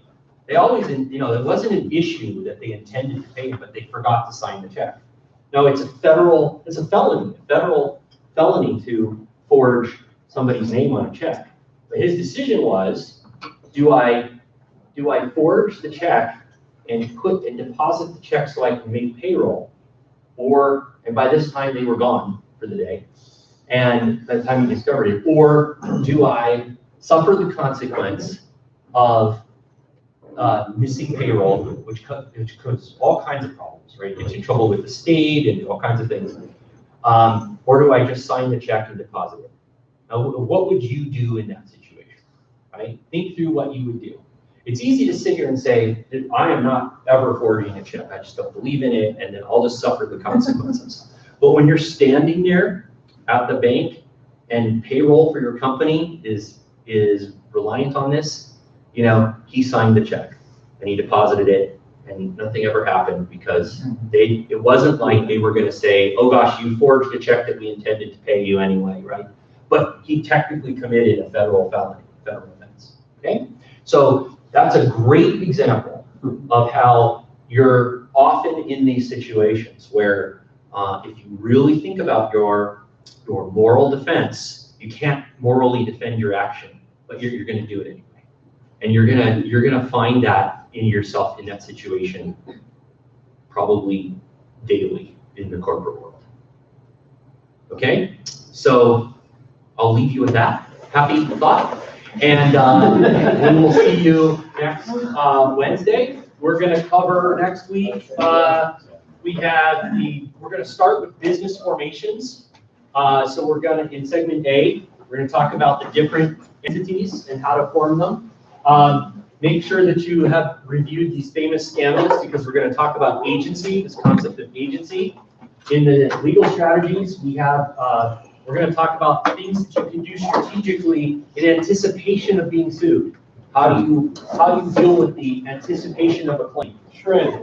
Huh? Shred? Yeah, you can do that, and then your firm can be indicted, and you can be Arthur Anderson.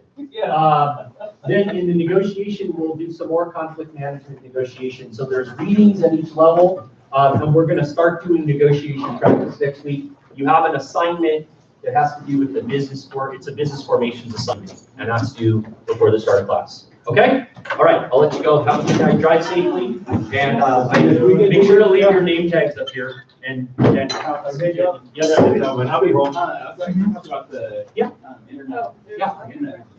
Yeah. So if you're doing like, say you do like a business online, you have to have designate like right here.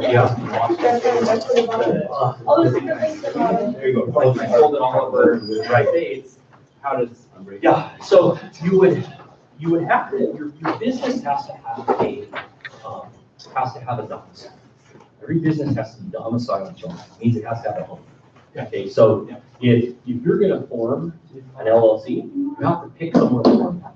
You have to pick a state in which you're going to form your business.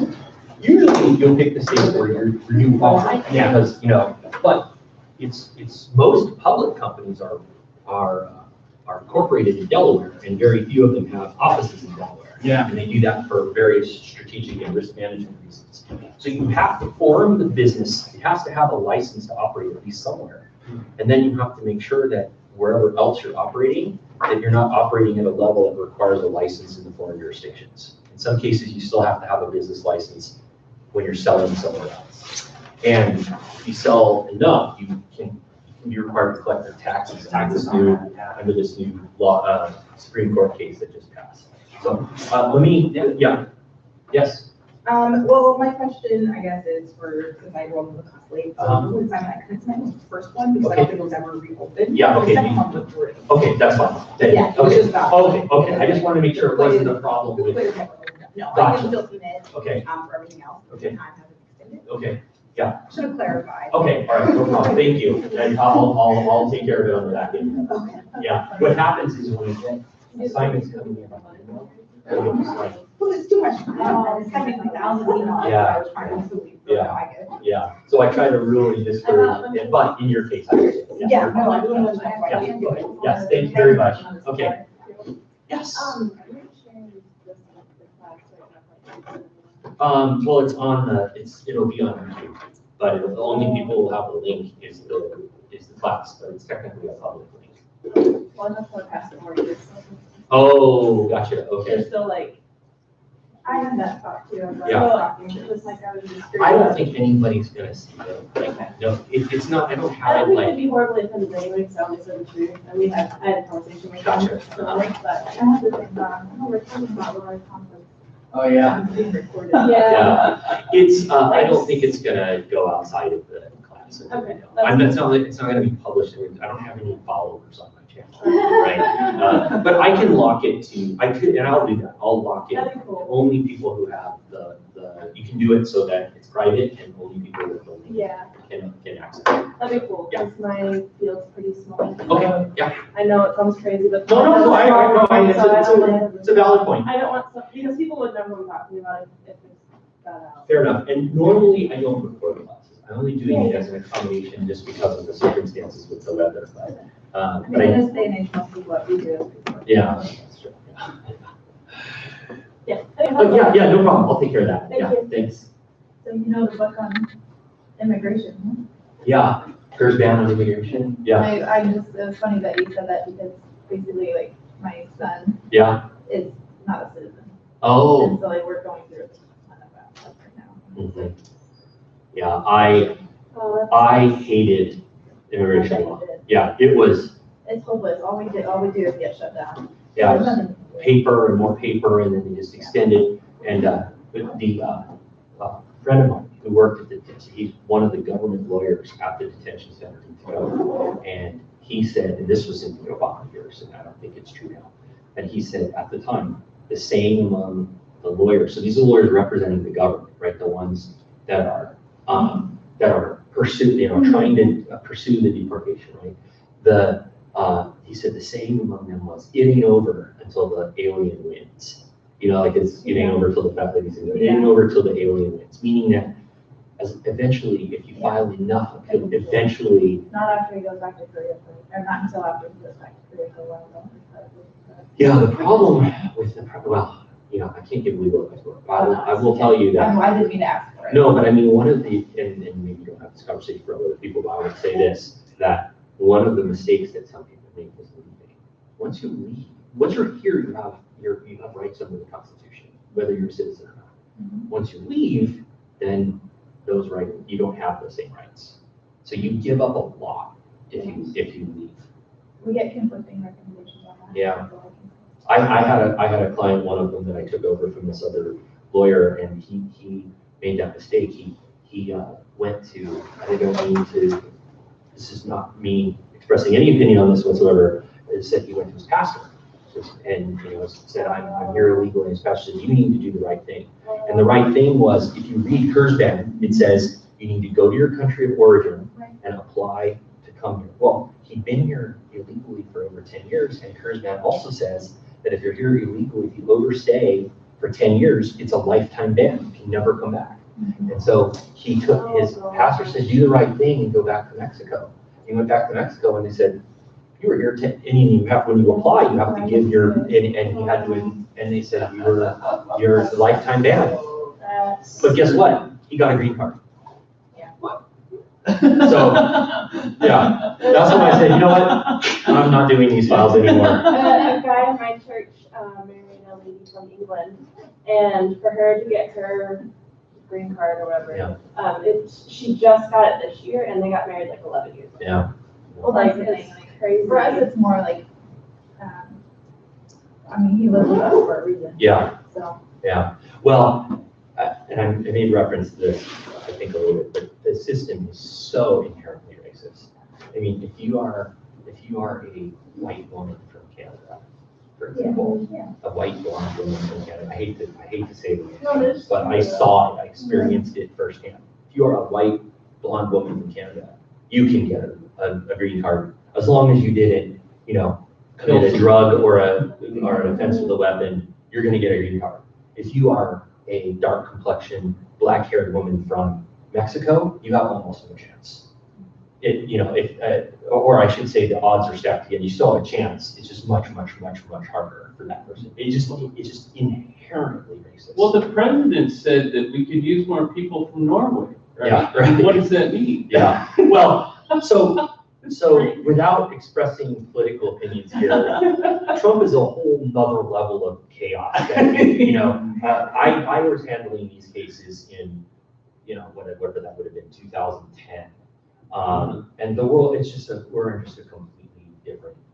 That's just it. Because Vortex right now. not us, he wasn't with us yet, but none of these processes were started for him 8-10 years ago when he first came here under these weird circumstances. Yeah. And when he moved in with us, he thought he was just gonna join the military and then become a citizen, and man, that was a tough conversation. Yeah. Like, I don't mean to make it sound, I'm not trying to be like, oh, Yeah. it's a sob story, but it's true, like, it's impossible. Yeah. Well, and this is when we talk about the power that the executive has. This is one of the areas where the executive has a lot of power, and when there's a change in presidency, you can have a massive shift in policy, and you have all these people who are stuck in between, who assumed the one policy, and now there's a new one.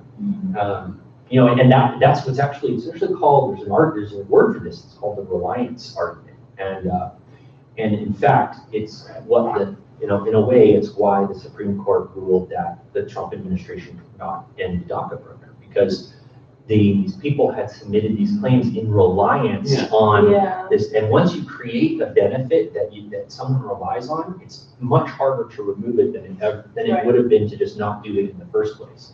And so that's a classic reliance argument that gets made all the time when there's these policy changes that are perfectly legal in theory, but that cause a reliance problem. Well, especially when you draw people out of the shadows and have them sign up for something, and now, oh, look, we got a list, right? Yeah, we know where you live, and we know everything about you, and so now we're gonna kick you out, The right? Germans did that in the 30s. Yeah. Like, oh, we'll register all these people. Oh, it's not a big deal. Yeah, right. No, it's very true. Yeah. This is the problem with that's why there's a big difference between an executive order, for example, and an administrative rule, because administrative rules can't just be unwound at the whim of the executive. They have to go through a process of rule revision. Whereas in the administrative order, that's just a piece of paper signed by the president. Well, and then there's the statutory law, which holds a lot more weight because it got passed both houses, got signed by the executive and passed, and now it's hard to change that. But the problem is that the political process is so bogged down that, so for immigration is a great example. Yeah. Everyone agrees the system is broken. Right. You will not find a person, I don't think, that will say, yeah, our immigration system is awesome the way it is, right? Nobody will say that. Yet the last time any change was made to it was in 1986. And really that was a minor change. The real change was way back in the 1960s. And so the political process just doesn't deal with these problems. And that's why all these other systems evolve to cope with the fact that the law doesn't work. And so Obama signs executive orders and the Republicans say, you can't do that. And then Trump signs executive orders. The Democrats say, you can't do that. But see, here's the thing, the Democrats, well, I don't know how long you guys want to be here. I always, to me, politically, there's not a lot of difference between the Democrats and the Republicans. They spend a lot of time and a lot of money convincing you that there's a real dispute, but basically they're two different flavors of the same toothpaste. And there's, what they argue over are these marginal issues when they don't spend any time talking about the real problems. And that's because they both benefit from continued conflict, right? They both, that's how they raise money. Nobody's gonna donate. They're not gonna vote for me or the other guy if all we talk about is how we agree on it. Right, exactly. They're totally incentivized to be in constant conflict. Unless they actually got into this to serve the people who elected them. Yeah, but there are people like there are some, but the political process is almost designed to weed those people out and to elect people who are almost completely self-interested. When you look at the life of I know Derek Kilmer really well. Yeah, he's awesome. Really nice guy. Yeah, right? Family man, super nice guy. But you know what he spends 80% of his time doing? Raising money. Because Congress people have to run for a re-election every 2 years. They're constantly running, so that means he's got to constantly be. But they have a office building next to each party has their own suite of offices next to directly across the street from the Capitol, because they're not allowed to raise money on federal grounds. So they all go over there, and it is just rooms of cubicles where congressmen sit there and call people and ask for money. And they do that, they spend more than half their time. You know, he spends a lot of his time actually talking to the people who sit there. Yeah, he's a really nice guy. Yeah. Anyway, sorry to. No, it's good. If you want to talk more about the internet thing, we can do that. Yeah, I'm sure it'll come up again. Yeah. I've got to get some more questions down. I just need to do some research on it. Yeah, so So, we'll be talking about business formations next week. oh, The next 2 weeks. That's what we'll be spending in Saturday, talking all about what entities to form, when, that's what we'll be doing the next 2 weeks. okay, cool. So Saturday. yeah, I'll jot my questions down. Yeah, and feel free to let me know if I can answer anything. Okay. Yeah, well, do. Thank you. Okay. Any other questions? Everybody good? No, I just Okay. want I have feedback here at 6 a.m. tomorrow. Oh, gosh, okay, yeah, then go, Have a yeah. good night. Thank you, you too.